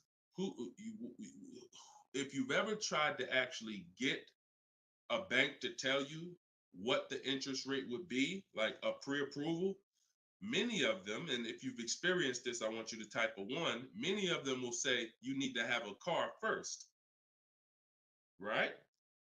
If you've experienced that type of 1, you call your bank, hey, I'm trying to get a pre-approval. They're like, okay, well, we need the information on the car. And you're like, well, I'm trying to get the pre-approval so I can go get the car. So that's why we don't follow that process of getting a pre-approval beforehand. Look, Marinette, you've experienced it on Facebook.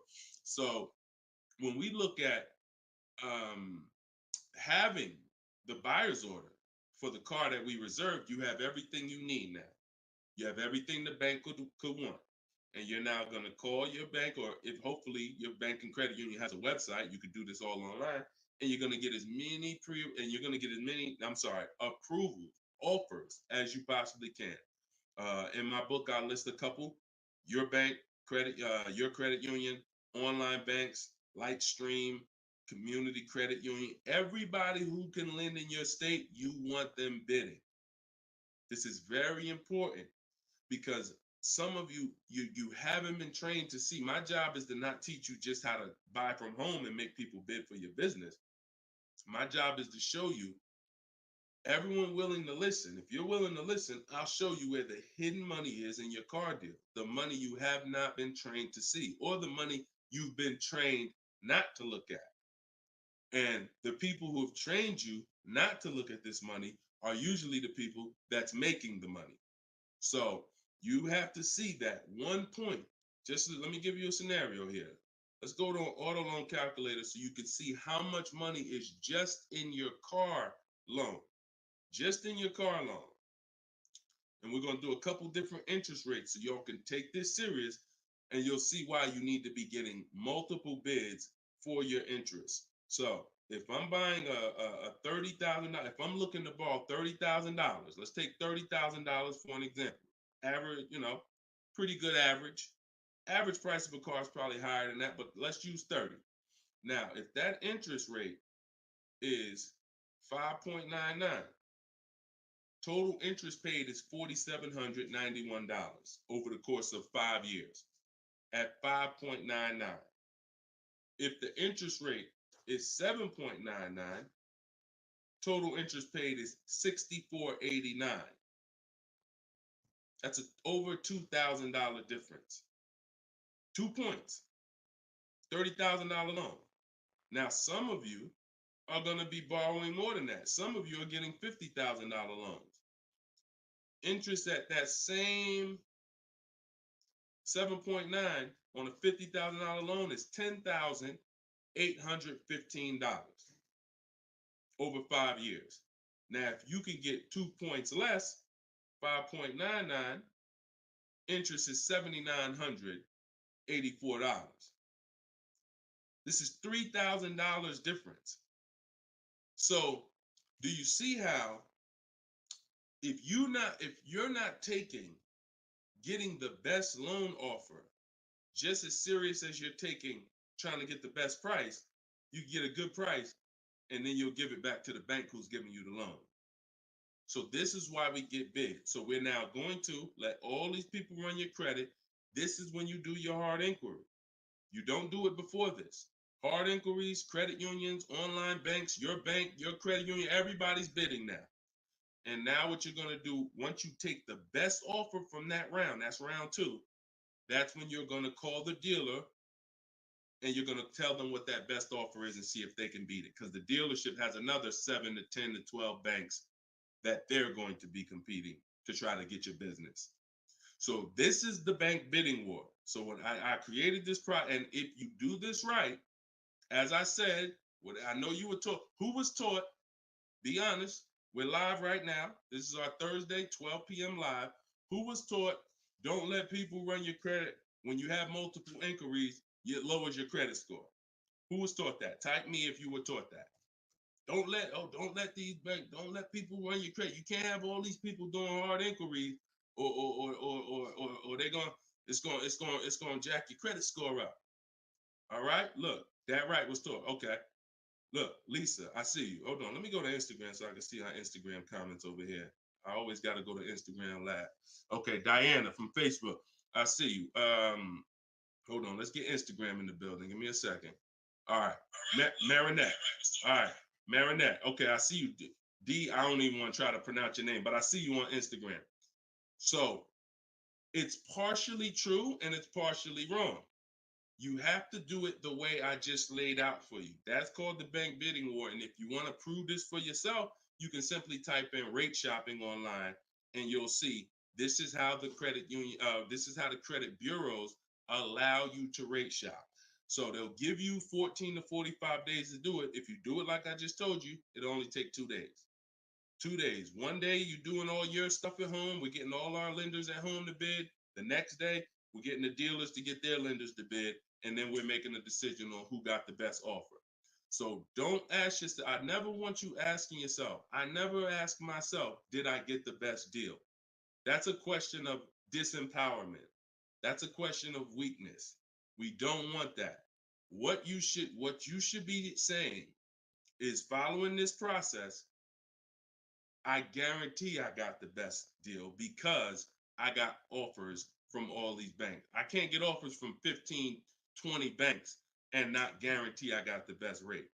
The way you shop, or you've been taught to shop or programmed to shop, you're only getting offers from one bank, or you're just letting the dealer do it all for you. That's where your buyer's remorse comes from. That's where your skepticism about, did I really get the best rate, come from. So we won't know what the best rate is until we get all the bids. And that's how we do it. So everything that I'm teaching y'all is part of what's in my book, rated 4.9 on Goodreads. It's called Cars from Home, 7 Steps to Saving Time, Money, and Avoiding Dealers. You could keep typing your questions because Dolan's going to pull the next question and you can put it up on the screen now, Dolan. Put the next question up. But all of you can get your copy for 75% off as long as you get to my website before the 30 minutes expires. This is a welcome offer. Normal price of the book is $97, and it's worth every penny. It's worth actually thousands. But special welcome offer, you get it for 75% off in my TikTok bio, in my Instagram bio, or in the comment section on YouTube or Facebook. Okay, this is Monty from YouTube. She said, my mother's looking to start a new lease soon, but she only drives 5,000 a year. What's the best option? Low mileage lease if she's not keeping the car. So if she's not keeping the car, Monty, watch this. I run this scenario a lot, and I want y'all to, because some of you, you were taught never to lease. If you stick around this channel long enough, you'll see probably within minutes that that's some of the worst advice that you've ever listened to. If you don't keep your cars 8 years, so we'll talk about that. And we show examples. It's not even up for debate. People who try to debate it, they're emotional and they're tied to old advice. So once you have decided you're leasing, which means I'm not keeping my car 8 years, I want to avoid that depreciation, then I need to be shopping for aggressive lease deals, because it's the short term. Again, this is another unseen expense, depreciation. This is why, look, when you buy your car today, you buy a $40,000 car today, you try to take that car back to the dealership a month later, what's it worth? You try to take, you buy a car today for $40,000. You try to take that car back to the dealer a month later. Is it worth $40,000? Right? No. A month. You might have even not you might have not even driven it. But that's the way depreciation works. You don't have to drive the car. In fact, here's another scenario. You could park the car outside your house for a year. You buy it for $40,000, park it right outside your house, don't even touch it. Just start it every now and then to keep the engine running. You come back a year later, that car is not worth $40,000. It's worth probably $32,000. Dang, how did I lose that much value and I didn't even drive it 1 mile? Depreciation. That's called the unseen expense. So whenever you hear me talk about the unseen expense, it's depreciation. So your job is to find the strategies, which is what I teach, to make sure you avoid the depreciation hit. So if you buy a car, Monty, even if she doesn't drive it, even if she only drives it 5,000 per year, 5,000 miles a year, like you're saying, she's losing value. And what she's doing when she replaces the car is she's hoping she could get some of that value back that she lost. It really never happens. Who understands that when you go to trade your car in, you never get what you really thought you were going to get for the car, right? Now I'm going to ask you a question. Everyone who has a car outside that's 10 years old or more, 10 years old or more, type me in the comments. Matter of fact, let me know how many years you've had the car. That's a better one. Type how many years you've had the car. And for those of you who just came to the show, this is our Thursday, 12 p.m. live show. We're actually live right now. This isn't a rebroadcast, although we do rebroadcast these shows throughout the day, all day, so that you can actually catch up, watch the replay. But this is our time. We're live Monday, Tuesday, Thursday, and Friday, 12 p.m. and 3 p.m. Make sure you're here. If you want to engage with us, make sure you're here. If you want to tell your friends, this is the time to be here. Okay. So we got people 11 years. Can Skin on Instagram, 11 years, 13 years. Jessica on YouTube, I see you. 6-year Jeep Wrangler. Well, I wanted to hear from people who are longer. 2018 Sakia. So, all right, 15 Tahoe. Okay, I'm talking about the people who've had a car 10 years or more. One thing about you that listen, are y'all worried about how much you're really going to get for that car? Are you overly worried about it? Most of you are going to say, no, not really. It's worth a couple thousand, but you've used most of the value. You understand that? Look, Big Meek said I got 08 4Runner on TikTok. So we understand when you have kept your car long term, I'm not concerned with resale value much, because my whole goal with having this car was to use up most of the value. So that's what you do if you're a buyer. If you're not going to get to this level, this is what I'm telling you. that you are now losing because the depreciation of your car is the highest in the first 5-6 years. So in order for you to win, you have to keep that car, what I call the 8-year rule. 8 years, that's when the depreciation starts to level out, where you're not losing value like this. And so regardless of how much you're driving, that's not the key. That's not the key. Monty's mom is driving 5,000 miles a year.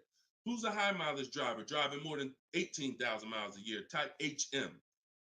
I want you to know, I want to cover all the bases for this question here. Oh, what doesn't matter whether you're a high mileage driver, low mileage driver, it has nothing to do with how much you drive, because that's not what's killing you. It's the depreciation based on the time you have owned the vehicle. And if you're not keeping that car 8 years, you should be shopping for aggressive leases. Now, before we go to the next question, I'm going to show y'all an example of why it is impossible. Yes, impossible. No way, shape, form, fashion. You can get a great deal if you purchase, but you should have leased. Okay? Let's use this scenario. Let's use Frina. Let's use Frina as an example. So Zafrina, she picks up, and you can see this date. She's recent. This is just, not too long ago. So Frina gets a $65,000 Jeep Grand Cherokee. She uses my system. You can see she uses the Cars from Home system, where she gets bids, multiple bids. We get at least 5. So don't look at this price and be like, oh, Deshone, that looks incredible. Yeah, that's because we get this through bidding. You get the best price. That's what we do here. So stick around, you'll understand if you're new to the show.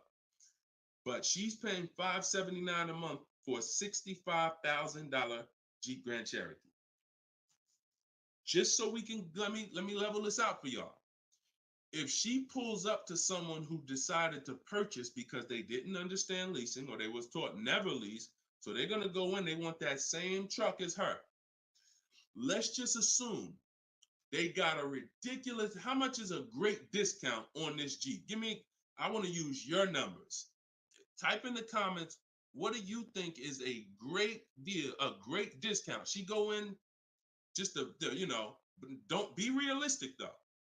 Somebody walk in, she go in and she looking at this $65,000 Jeep. Somebody's going to purchase it though.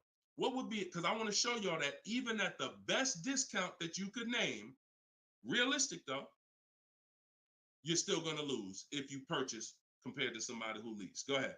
Throw some numbers out. What's a big discount? Okay, look.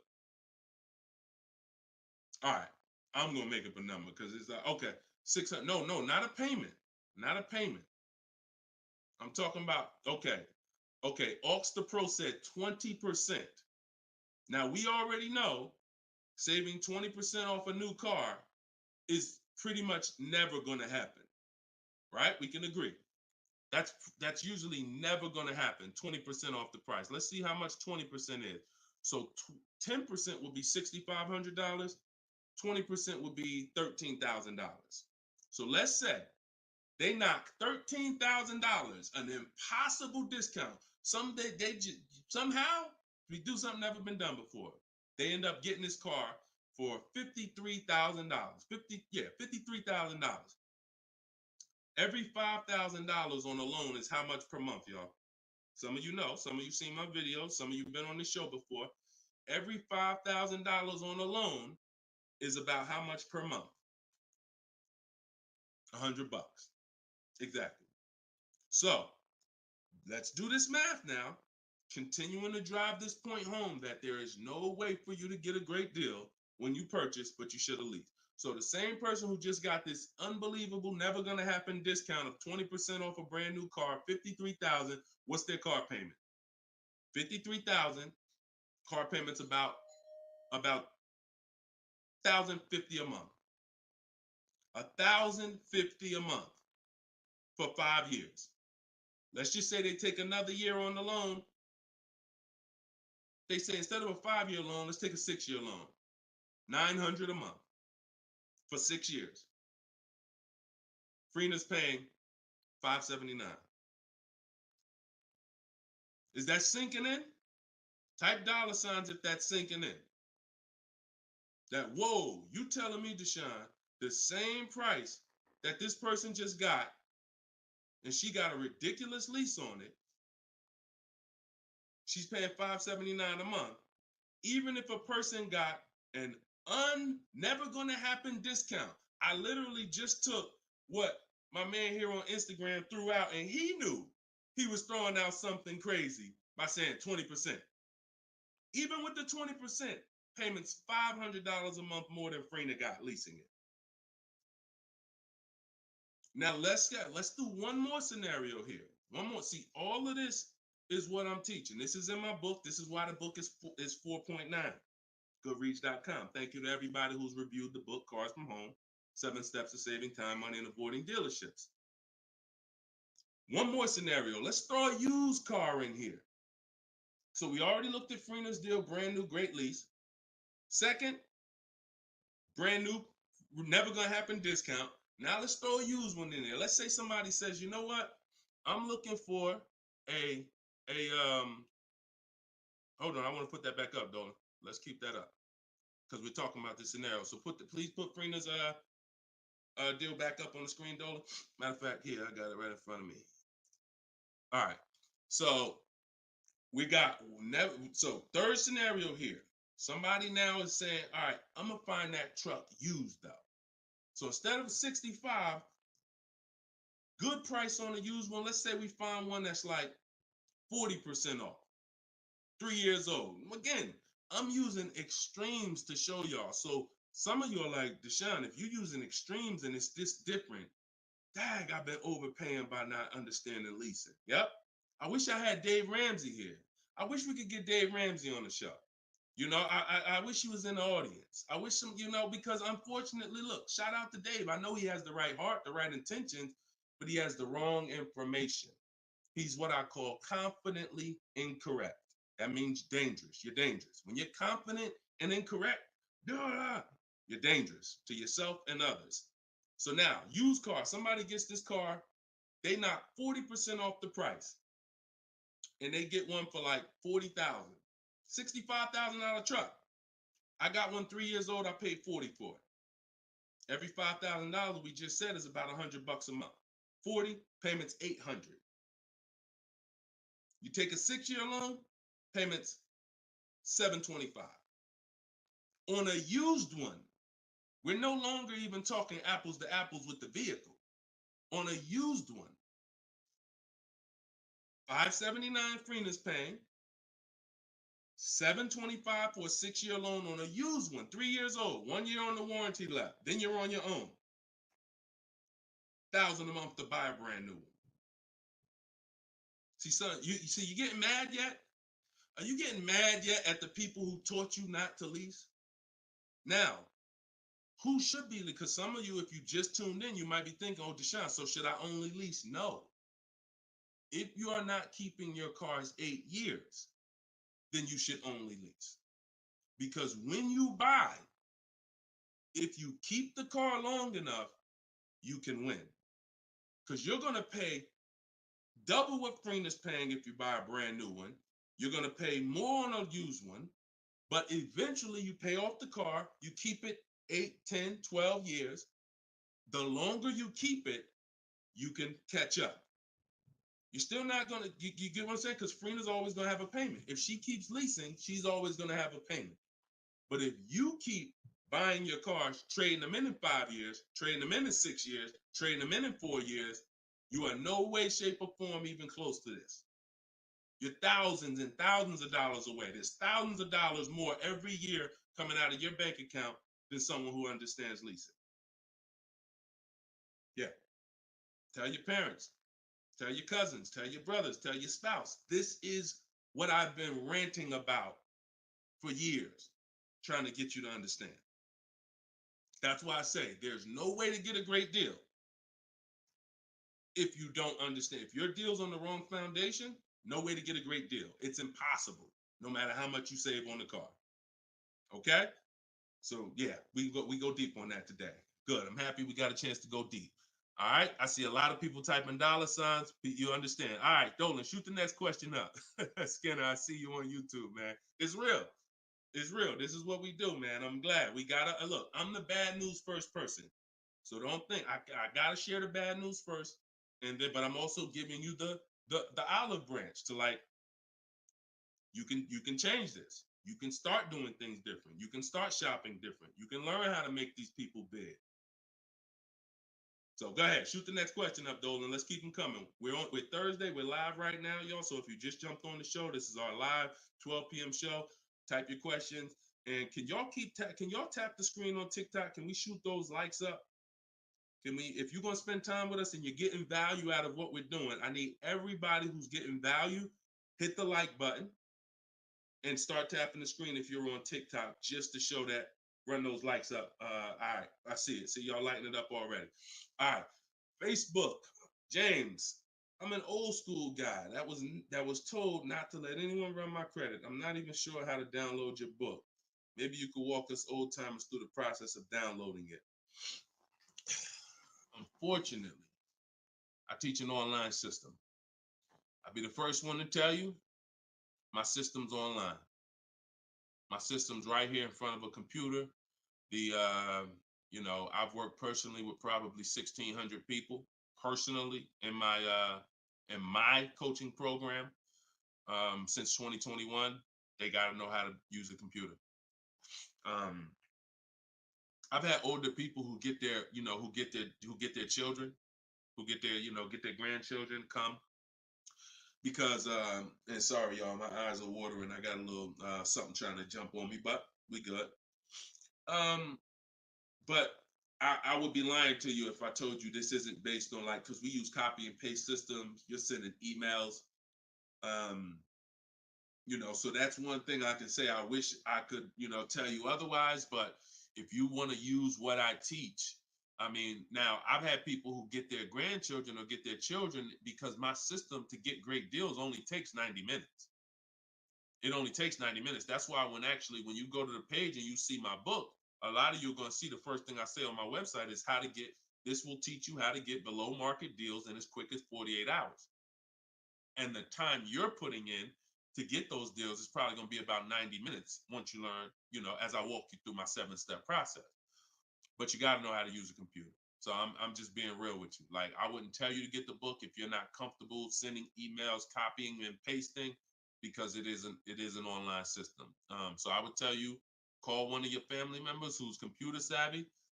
Tell them, hey, get this book, work this for me, help granddad out, help dad out.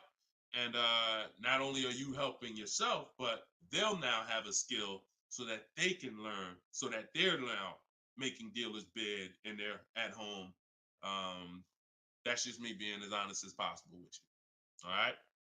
Great question, though. Great concern. Skinner, what's up, my man? Skinner from YouTube. Deshone, what are the bank necessarily looking for different from what the dealership is? Banks want to lend. So think about where you're at right now. Skinner from YouTube just asked, so what is the banks necessarily looking for different than the dealerships? Banks, there's more banks around us that would want to lend us money to buy a car than we know about. So wherever your zip code is, the reason why I want you using the bank bidding war, which I laid out at the beginning of the show, if you just jumped on, you want to go to YouTube, you want to watch the beginning of episode 6, and I break down the bank bidding war. If you don't have my book, if you have my book, then you know the bank bidding war. Now, it's about letting the people who want to bid, because the dealers, here's the difference. It's your positioning. When a dealer knows you don't have any leverage, you haven't shopped bank offers, you're basically waiting for them to tell you what their bank said. Here's usually the conversation. What is the most interest? What is the highest rate you think they'll take? What is the highest rate that we can actually get them? And it might be 6.2, but at 6.2, we make some nice money on the loan. But that's not the best I could do. But I'm not going to give them the best I could do, because what sense does that make? I'm going to give you the most you're willing to pay.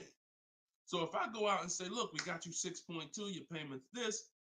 If you don't fight them, then that's what's going to happen. But when you have offers, now what you're doing is calling them and saying, look, I got 5.79 from my credit union, or 5.79 from this online bank. If you could beat it, then I'll give you the business. Not only does this make for a good relationship because you're giving them the opportunity versus saying, oh, I'm not letting you get the opportunity. This person has 7, 10 banks. You give them an opportunity, and this is how you guarantee the best rate. So it's not about they're looking for anything different. It's about positioning yourself so that the dealer is now trying to beat the rate you got versus what I just laid out 60 seconds ago when you don't have a rate in the conversation they're having. Leverage. Leverage. All right, that's the difference. One gives you major leverage to guarantee you're getting the best offer. One, you have no leverage, and so there's no guarantee. And you'll always drive wondering, man, could I have gotten a lower interest rate? That'll always be in the back of your mind. So we want to eliminate that. All right, great question, Skinner. Go ahead, Dolan. Next one. I don't see too many questions coming in on Instagram. Instagram, where y'all at with your questions today? We getting questions from TikTok. I see a lot of them. Let's go. Oh, there's one. Okay, Body by Michelle. When buying a luxury car with cash, when should I let the salesperson know? Okay. The process of what we teach doesn't change doesn't matter what you're buying. We've had people get Maseratis, get high performance BMWs. I know this works because bidding just works. So first thing you have to do, Michelle, is realize I need to get at least 5 offers, because we're so concerned with how we're going to pay for the car that we're not thinking about which dealer is going to sell us the car for the lowest amount. Now, some of you may have been taught every dealer has the same price. I got this clue when people started saying things like Nissan doesn't have good deals. Hyundai, the deal on the Hyundais right now are terrible. That's either coming from 2 things, and they're both wrong, that I want you to stop today. Looking at advertisements, commercials, because some people say, Deshone, I look at that, the commercial says that, I got to put down $4,000 if I want to lease that vehicle. That's an advertisement. It's not a deal. It's a custom thing they put together that they want to present to the public. It's not a deal. When you look at what I just showed you with Frina, when you look at Danielle's lease on her Audi A3. She's paying $550 a month, $44,000 Audi A3. She only put her first look. This is her words. Due to circumstances out of my control, I had to lease something quickly. So my program, I told you, as quick as 48 hours, you can get below market deals. This doesn't take days and days and weeks. I took the course last weekend, did all my emailing back and forth because she's in my video program. So I do have my book, and then I have that same book in a video program. You pick. Now, finalized the deal on Sunday, was finally able to pick it up. This is the details. $550 a month, first payment down. Included maintenance, gap insurance, all fees, taxes, registration, 12,000 miles per year. MSRP was $44,000. If we saw a commercial, or if we went on Audi's website right now, that is not what they're advertising for that car's lease. They're probably advertising $479 a month with $3,700 due at signing, plus tax and fees, which would end up, if you wanted to get to this payment, you probably need $5-6 grand up front. That, I'm telling you, stop looking at commercials. Those are not deals. We don't look at commercials to dictate what the deal's going to be. Nothing that I'm ever going to show y'all that people are getting learning from me is ever going to match a commercial. Second thing that people might be looking at when it comes to what they deem they can get for a car is going into one dealer. That's it. Going to one dealer. What's the price? Oh, wow, that seems high. That's higher than I thought it was going to be. And leaving saying, oh, man, Nissan don't got no good deals this month. No, that Nissan dealer doesn't have good deals. And again, you have no leverage. So the first thing I want you to think about, Michelle, is changing the way you shop so that you can forget about how you're going to pay for the vehicle. First paramount thing is to make sure that I'm getting 5 offers, because we've done the statistics. I got people all around the country shopping that report to me. 80% of dealers are overpriced. I'm telling you numbers that I don't want you to ever forget. 80%. That means out of 100 dealers, 80 are overpriced. 20 are the great prices. So you're not going to walk into a dealer and get a great price, because you have more of a shot of walking into an 80% dealer than you do a 20%. So you stay at home. You could do it my way, which is in my book, totally online. You use my scripts, use my templates, they're copy and paste. Or if you want to do it your way, you can call around and get several quotes. But you need to get at least 5, because you're going to be amazed how different the quotes are. One dealer's charging $550, another dealer's charging this, another dealer's charging this.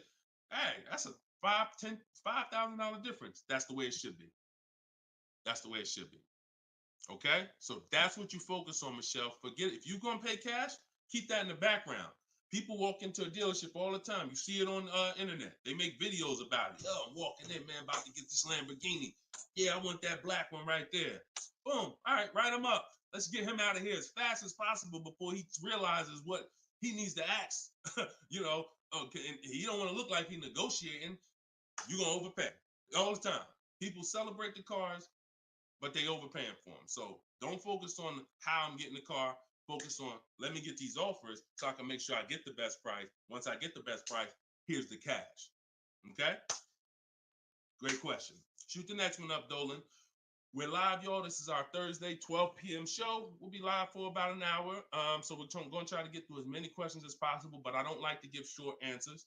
And for those of you who like Deshone, I want all the answers in one spot. That's in my new book. It's a digital book. It's called Cars from Home, 7 Steps to Saving Time, Money, and Avoiding Dealers.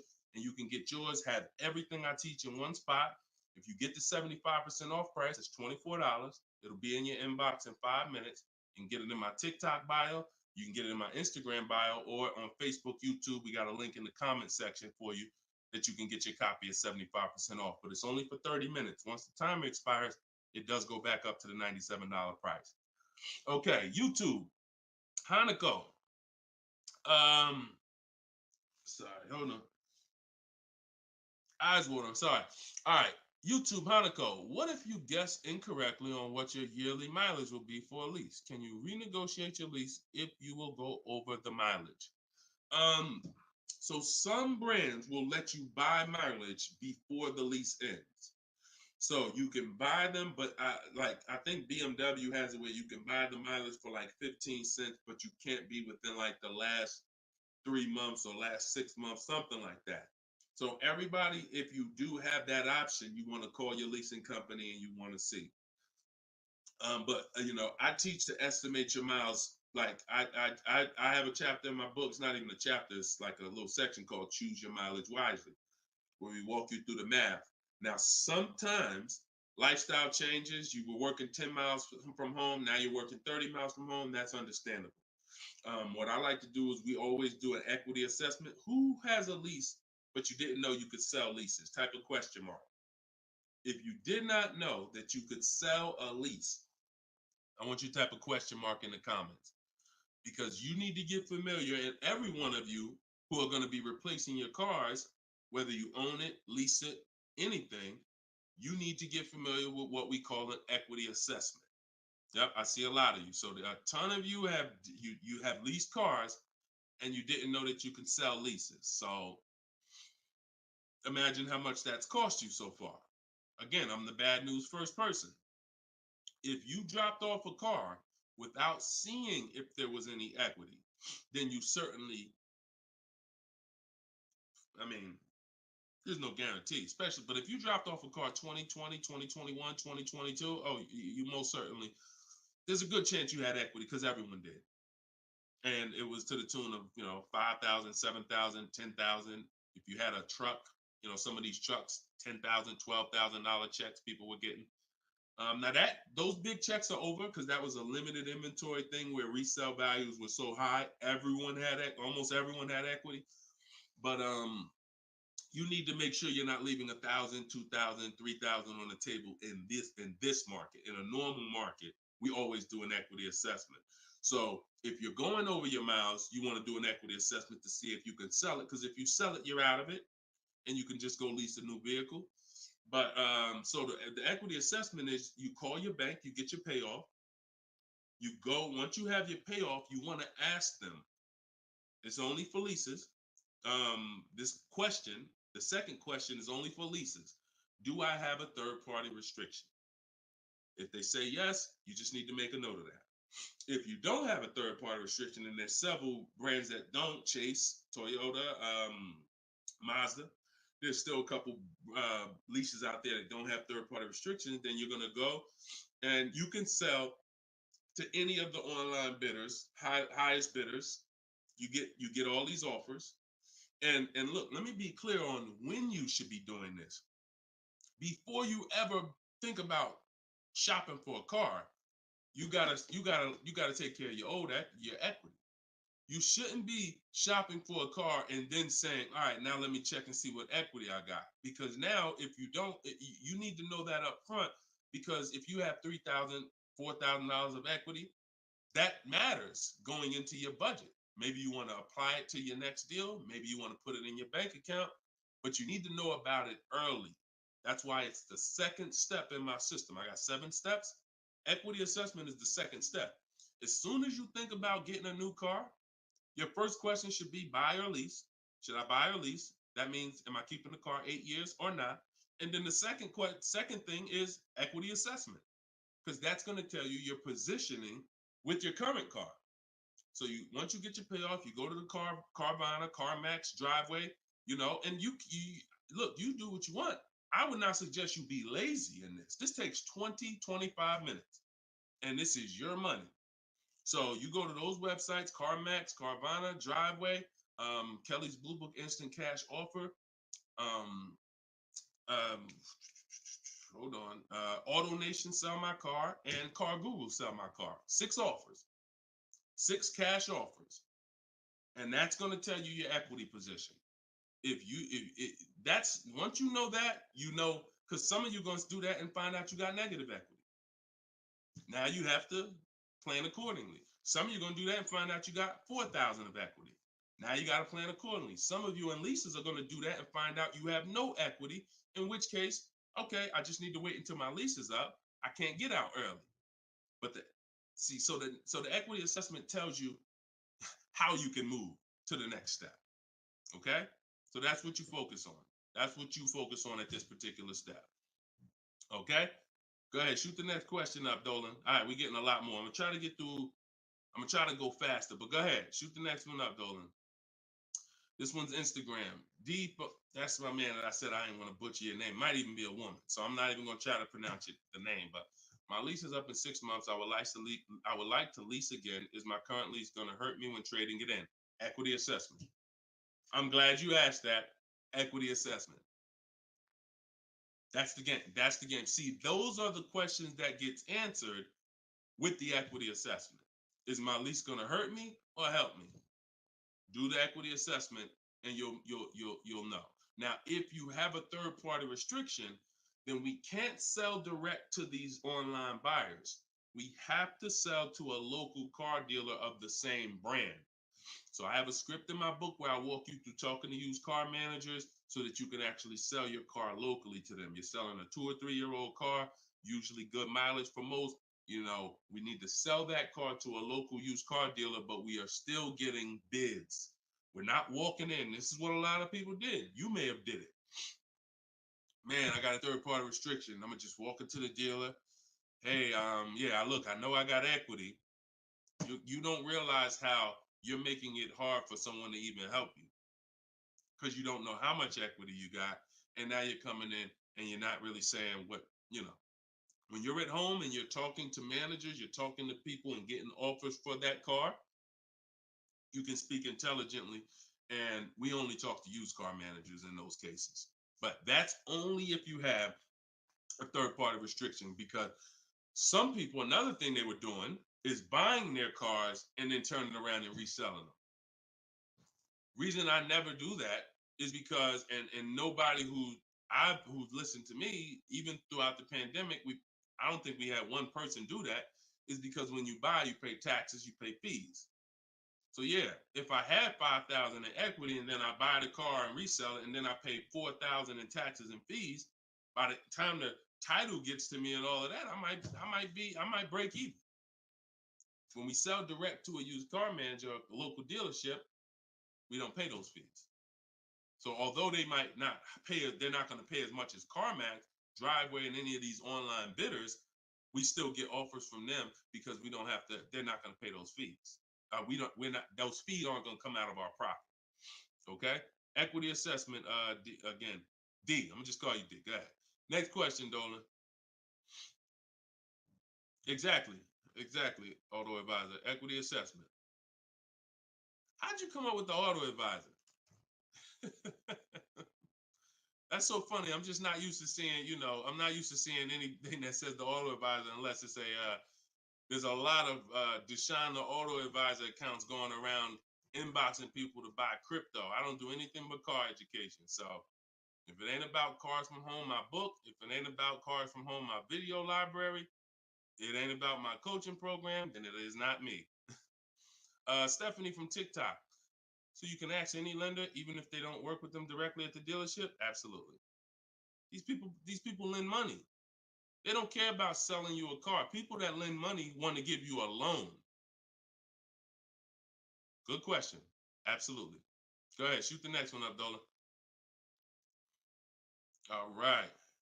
Everybody getting value out of the show so far? Type dollar signs. Let me see the dollar signs. If you're enjoying and you're getting value out of this show, by the way, for those of you who just came, this is live. This is our Thursday live show. We rebroadcast these shows throughout the day, so that everyone can rewatch them. So you might see a rebroadcast, but Monday, Tuesday, Thursday, and Friday, 12 p.m. and 3 p.m. is when we're actually live. So when your coworkers, your family is talking about car shop, you want them here 12 p.m., 3 p.m. We're actually live Monday, Tuesday, Thursday, and Friday, Eastern time.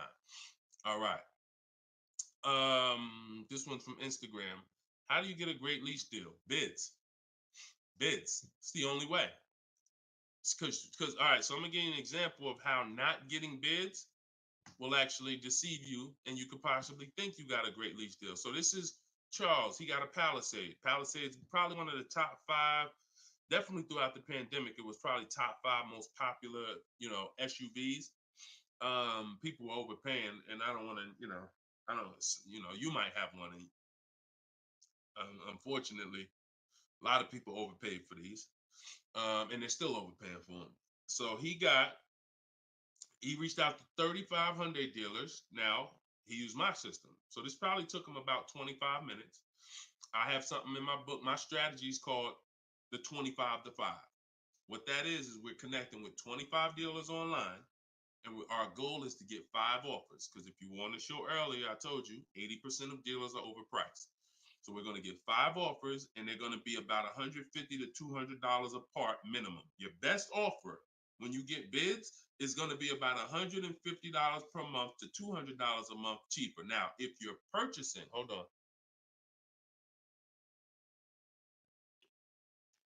All right. Now, if you're purchasing, you're going to see, for those of you who are buying new cars, because we have several people that do that, you're going to see that there's about a $5,000 difference minimum between your best offer and your worst offer. So let's say I was buying this Palisade. When I get my bids, my best offer to my worst offer is going to be close to $5,000 difference. That's when you know you're doing it right. because we get below market car deals. Some people get market value car deals. Some people pay above market value car deals. Depends on the skills they have. So he got bids. He did this, used my system. Took him probably 30 minutes to reach out to 35 dealers, maybe 25 minutes, and he got 10 quotes. Offers range from 1.23 to 1.66. Now, that's what that's what I'm telling you. The 1.26 lease that he ended up getting a 1.23 because we always send a counter offer. I have a calculator in my book where you put it in. We must send a calculator. We must send a calculator. We must send a counter offer. So he ended up closing the deal at 1.23, all online. Never spoke to the dealer until he was ready to lock up the deal. But see the difference, 1.23 to 1.66. That means he's looking at offers. His best offer was $597 on a $48,000 Hyundai Palisade. His worst offer at 1.66, that same 1.66 divided into 48,500. Hold on. 1.66 times 48,500 would be about 700, 900, call it 800 bucks. So he's getting offers. That's when you know you've done it right. So to answer your question, Tobo, how do you get great lease deals? Bids. It's the only way. It's the only way. So his best offer is $597. The worst offer he saw out of all of them, he got 10 of them, was $800. Same vehicle. 80% of dealers are overpriced. Okay? Must get bids if you want to get deals like this.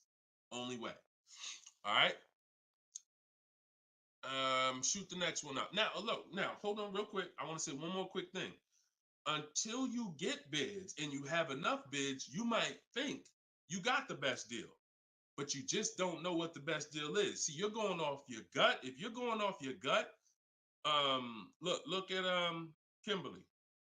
Kimberly saved $20,000 on her Maserati. It's a $91,000 vehicle. She posted, the one she ended up getting was 91 because a dealer near her ended up beating this offer she had, but it was an $86,961 Maserati. They offered it to her for $66,261. So they're taking 20 grand off. But she had offers that were 10 grand off. She had offers that was 12 grand and 8 grand. And if she would have tried to assume, well, damn, 8,000, that feels good. I mean, shoot, brand new Maserati, taking 8,000 off. That gotta be a deal. See how much money she would have left on the table? See how much money she would have left on the table? So we cannot assume. We get multiple offers. We look at the lowest one. That's how we guarantee. All right? Go ahead. Shoot the next one up, Dolan. Great questions today. Great questions. Let's go. All right. We got Emo on YouTube. I test drove an MD. I'm test driving an MDX soon. Okay. I test drove an MDX as soon as we finished. They tried to get me to run my credit. I told them I'm shopping dealerships, didn't like it, so the manager came in the office and tried it. No again. 100%. You look, y'all. If you don't have a plan, you're under someone else's plan. You follow me? I'm gonna say that again. If you got a light bulb emoji, type a light bulb emoji, type a gem emoji. Remember this. If anytime you don't have a plan, you will be subject to someone who has a plan. And there's nobody that has a plan like car salespeople. We know what we're doing. We are not trained in much. We're not trained in finance like we should be. We're not trained in buying versus leasing like we should be. We're not trained in resale values like we should be. We're not trained in insurance products like we should be. There's more insurances to consider with a car than there is a house. Kid you not. Extended warranty, that's an insurance policy. You might use it, you might not. Tire and wheel, that's an insurance policy. Gap insurance. You have auto insurance. There's multiple insurances that you need to consider in this business, when you're buying a car, when you're leasing a car. We're not trained in none of that like we should be. But what we are trained in is how to make sure we have enough information to sell you what we want to sell you. And so if you don't have, and the least, the people with the least integrity, they are certainly going to try to pin you down with the credit check. Can't give you a credit. I can't give you a quote without your credit. Come in. I need you to be here. When can you come? First question they ask, y'all, right? Who's getting phone calls from dealers right now? Raise your hand and type me if you're getting phone calls from dealers right now for any reason. Bring your car in early. Hey, your lease is almost up. Hey, I saw that we can get you in a new car. We can keep your payment the same. Look, nobody's business. If you're getting phone calls from dealers right now, type me in the comment. Look, Skinner said they blowing me up. So understand the reason why they're doing that is because they want to pin you down. It's just come on in. When can you come in? When I can come in, I get you to talk. Numbers in here, it means you're pinned down. You cannot do this. You're losing all your leverage. So that's why I'm telling you, you're going to shop with a plan if you're following what I'm telling you, if you're following what I teach. Some of you have my book already. Shout out to those who have my book. We're rated 4.9 on Goodreads.com. Appreciate everybody who's reviewed the book. You can get yours for 75% off. It's normally $97, but in my TikTok bio, 30 minutes only, you can get it for 75% off. Instagram bio is $24 if you get the deal in the comment section. But you must have a plan because they have a plan and you don't know who you're dealing with. So that's all I can tell you. But I'm glad you stuck to the guns. Even under the pressure, you didn't let them run your credit. You stuck to the guns. Way to go. All right, go ahead, Dolan. This one's from TikTok. Better to buy used or new? Planning to keep longer than 8 years. Thank you for all that information. Letting me know you understand the 8-year rule. I appreciate you. That's a matter of, okay, so if I'm buying to keep more than 8 years, right? Only question between new or used is a question of budget. Can you get everything you want and need in a new car for your budget? Once you get all your bids, can you get all those bids? Is the best bid that's going to win your business on a new car in your budget comfortably, then get a new car. But now some of you can't afford a new car that covers all your needs. Needs are the most important thing you need to think about. You need to know the difference between wants and needs. Needs is, I got 3 children, I need a third row. Need is, I drive on the highway a lot. I need a car that has good acceleration. That's needs. Needs are things where if you don't get them, you're not going to like the car, you're going to trade it in because it's not doing the basic things you need it to do. That's needs. Wants is, I like to have the sunroof. I don't need it though. But if I can get it in my budget, I'll take it. I like to have this. I like to have that. These are wants. You got to know the difference. Unless your budget can buy everything. But if you can't get everything you want and need in a new car for your budget, then we go used. But if you get everything you want, there's plenty of people who are like, you know what, Deshone, I am a long-term person. I'm keeping more than 8 years. I could afford both. I only get a car every, only once a decade. I want to get a new one. That's fine. And some of you are like, you know what? I really want to go with even more value. So I'm gonna look to get a pre-owned one, not 30% off the price, 20% off the price, 40% off the price. That's fine too. There's no right or wrong there. Just go through it and pick the one that works for you. Great question. Okay. And now I have while you putting the next question up, Dolan, my process for shopping for new cars and leases is totally different than the process we teach on shopping for used cars. It's entirely different. One is called the 25 to 5, where we're reaching out to 25 dealers online, connecting with them, looking to get 5 offers. The other one is the multiple marketplace strategy, where we're on all the online marketplaces where used cars are, and we're narrowing down. We're looking at the used car market, the low prices. We're turning on alerts on our phone so we get notified whenever there's a new car that pops up. Totally different process. Both are online, But with a used car, we cannot do 100% of our transaction online. Sometimes with new cars, we've had people who never left their house. They just went to test drive the car and everything was done online and the dealer delivered the car to them. That's fine because it's a new car. No one drove it. With a used car, we must test drive. So we can only do about 90% of our process with used cars online. 10% has to be in the dealer. Okay. Miss Dollface on Instagram. When is the best time of the month to purchase a car? There is no best time. And I'm gonna tell you why. I know you pal. What's the time that you've been taught? I want to hear from you. Like, go to your keyboard right now.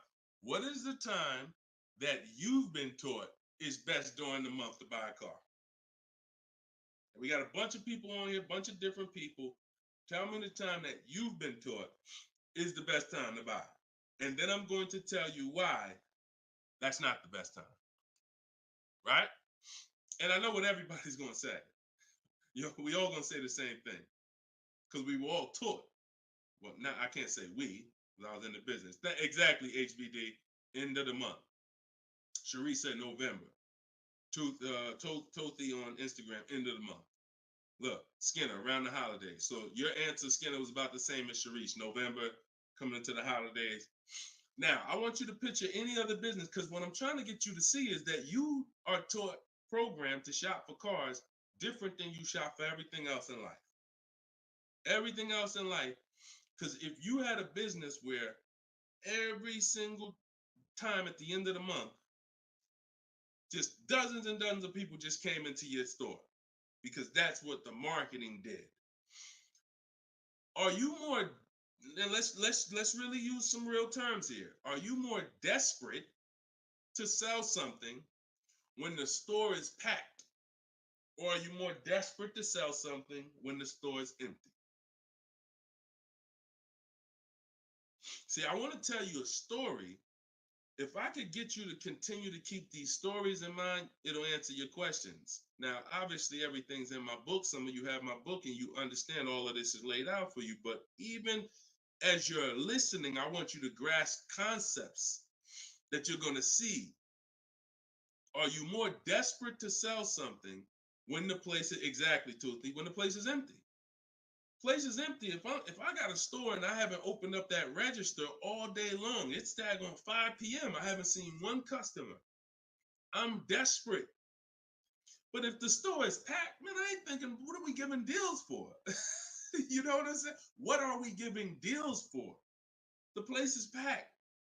We're not desperate. So the marketing is great. The marketing makes you think, oh, end of the month, we're getting the best deals here. There's clowns up here. They got daggone balloons. They got the guy outside with the arms blowing. They got signs everywhere. This is what the place is a carnival. Why do we need to give away these cars? No. You don't want to be sitting next to somebody and Jim drives off with a car and Jim like, all right, man, have a good one, man. Yeah, you here too, man. We was here the same time. Great. Yeah, man, I'm going. And you sitting there and you going to say no to a deal. Salesman looking at you like, hey, look, do you want it or not? Because, we're real busy. It's people waiting in line. Do you let me know? So it's the pressure. It's the like. So I say that to say what you've been taught, the holidays, the end of the year, sounds good. But you're much more likely to get a deal when there's no one in the showroom. The 10th of the month, the 2nd of the month, place is dead. And I like to make sure you're positioned. So what I teach is something you need to have 2 dates in mind. 2 dates. Every time you're shopping for a car, I teach you need to know these 2 dates. The as soon as date and the no later than date. The as soon as date is the soonest you can buy a car. Soon as you can buy a car, as soon as date. You're not in the market until your as soon as date is today. Step 5 in my process, my 7-step process is in the market, getting offers. I can buy something today. That's my as soon as date. My no later than date is my deadline. Now you have to know these 2 because the time in between is your leverage. So let's just say my as soon as date is today. I can start looking at offers. But my no later than date, I got 2 months. 2 months. I need to have a car by this time, 2 months from now. That's my deadline. I got all that time in between to say no. I got all that time in between. Now, when I'm contacting dealers, when I'm looking at inventory, I can look at trends. I can see are the prices dropping. I can have alerts on my phone, getting access to the new inventory. This is our process. So some of you are like, Deshone, I need a car in a week. Well, you still have a as soon as date and a no later than date. 3 days, soon as date, no later than, doesn't matter. So you have to know these 2 dates because in between is your leverage, which is why I don't want you emergency shopping unless it's an emergency. Okay? I don't want you emergency shopping. Don't get into the habit, don't stay in the habit of emergency shopping. Oh, I'm going to put it off to the last minute. And then, oh, I got to go into the dealership. Oh, I need a car this week. All of that is working against you. Now, if you can still get, in fact, when you go to my website for my book, you'll see it says below market deals in as quick as 48 hours. But the more time you have, the more time you have to say no. Programs change every month. You see deals change, lease programs change, rebates change. And so when you have inventory changes, so if you're looking for a black or blue car, all these dealers don't have one right now, but they got one coming next month. You can, that's fair game for you because you have time. So these are all the benefits of getting in the market 3 months early and learning how to look at the deals. If there's a great deal now, we jump on it. If there's not, okay, I'll look next month. And that's what I did when I got my mother's lease on her Mazda CX-5. October, I was looking at the deals. I didn't like them. Got all my offers. I said I didn't like them. Now, the great thing is I made contact with all these dealers. So they know. Now I'm following up next month. Hey, just checking in. How's the deals looking for this month? November, didn't like them. 3rd month, December, got the deal I liked. Wrapped it up. So don't always think time is an asset. Time is an asset. Now, if it's an emergency, that's fine. We got to get a below market deal. We only got a week to do it. That's fine. You better have a strategy. But if you have the luxury of time, we use that to our advantage. So I wouldn't say there's a best time of the month to purchase a car. But if you're in the market and you're positioned, here's another thing you're positioned for. Every now and then we come into the dealership. When I was at Mercedes, when I was with General Motors, it happens all the time throughout the year. It could happen on the 10th of the month. It could happen on the 12th of the month. It could happen on the 8th. We don't know when this is going to happen, but this is the conversation I'm about to give you a behind the scenes look of exactly what happens and why I want you to be positioned. We come in, they look at the numbers on the board. Sales manager looks and says, man, we got 20 cars sold for the month. We are way behind our objective. All right, listen, call everybody anybody you got, anybody that's real, anybody that's a real buyer, call them. We're not turning down any serious offer today. You want to be the person that's positioned. Hey, Jackie, and they're usually emailing us because we don't talk to, nothing that we do requires talking to salespeople. So they be email, hey Jackie, hey, it's Ray over at such and such. Were you still looking for that car? Have you found it yet? No, okay, I know the quote I gave you before was $550. I know you wanted to be here, but my manager said, listen, we'll take any offer today. We really want to move a car. See, you were taught that only happens at the end of the month. It doesn't. You got to be positioned. You got to be positioned. And so that's the luxury of time. So this is what it is, y'all. I want you shopping with a strategy. Like, this is what I want you shopping with. All of this is in my new book, Cars from Home, 7 Steps to Saving Time, Money, and Avoiding Dealerships.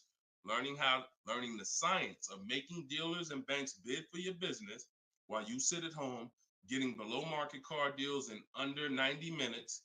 And you can get your copy for 75% off in my TikTok bio, in my Instagram bio, or you can click in the comment section on YouTube and Facebook. We got a comment pinned for you guys. Or if you're watching us on TV, you can scan that QR code with your phone. Get your copy, use it, use everything in it. I'll walk you through everything in there. Leasing is in there step by step. Purchasing new cars in there step by step. Purchasing used cars step by step. High mileage drivers, I got 2 strategies for you. If you're a short-term high mileage driver, everything's in there step by step. If you have credit issues, I walk you through step by step. So get your copy. We are back live for episode 7 at 3 p.m. And like I said, this is not a rebroadcast. We do these live shows Monday, Tuesday, Thursday, and Friday, 12 p.m. and 3 p.m. So we'll be back for our next segment in a little bit if you want to join us. If not, tell your friends about us, and we look forward to it. We always look forward to the people who are ready to change their life, empower themselves, stop shopping like desperate victims, begging people to help you, begging people to give you a car, begging people to help you. Please, can I get no money down? Going in with wrong information. Down payments are illegal. All of this stuff that is just totally terrible. It's no other way to put it. It's just terrible. I want y'all shopping different. I want you empowered. I want you in control. I want you leaving a dealership guaranteeing I got the best price. Sending me email, Deshone, look at this deal I just got. I got all these offers. Look at this used car I just got. I got 40% off the brand new price. That's what I want you emailing me. Empowered, and that's what we're going to get to. God bless y'all. I see y'all on the next segment. Shout out to everybody.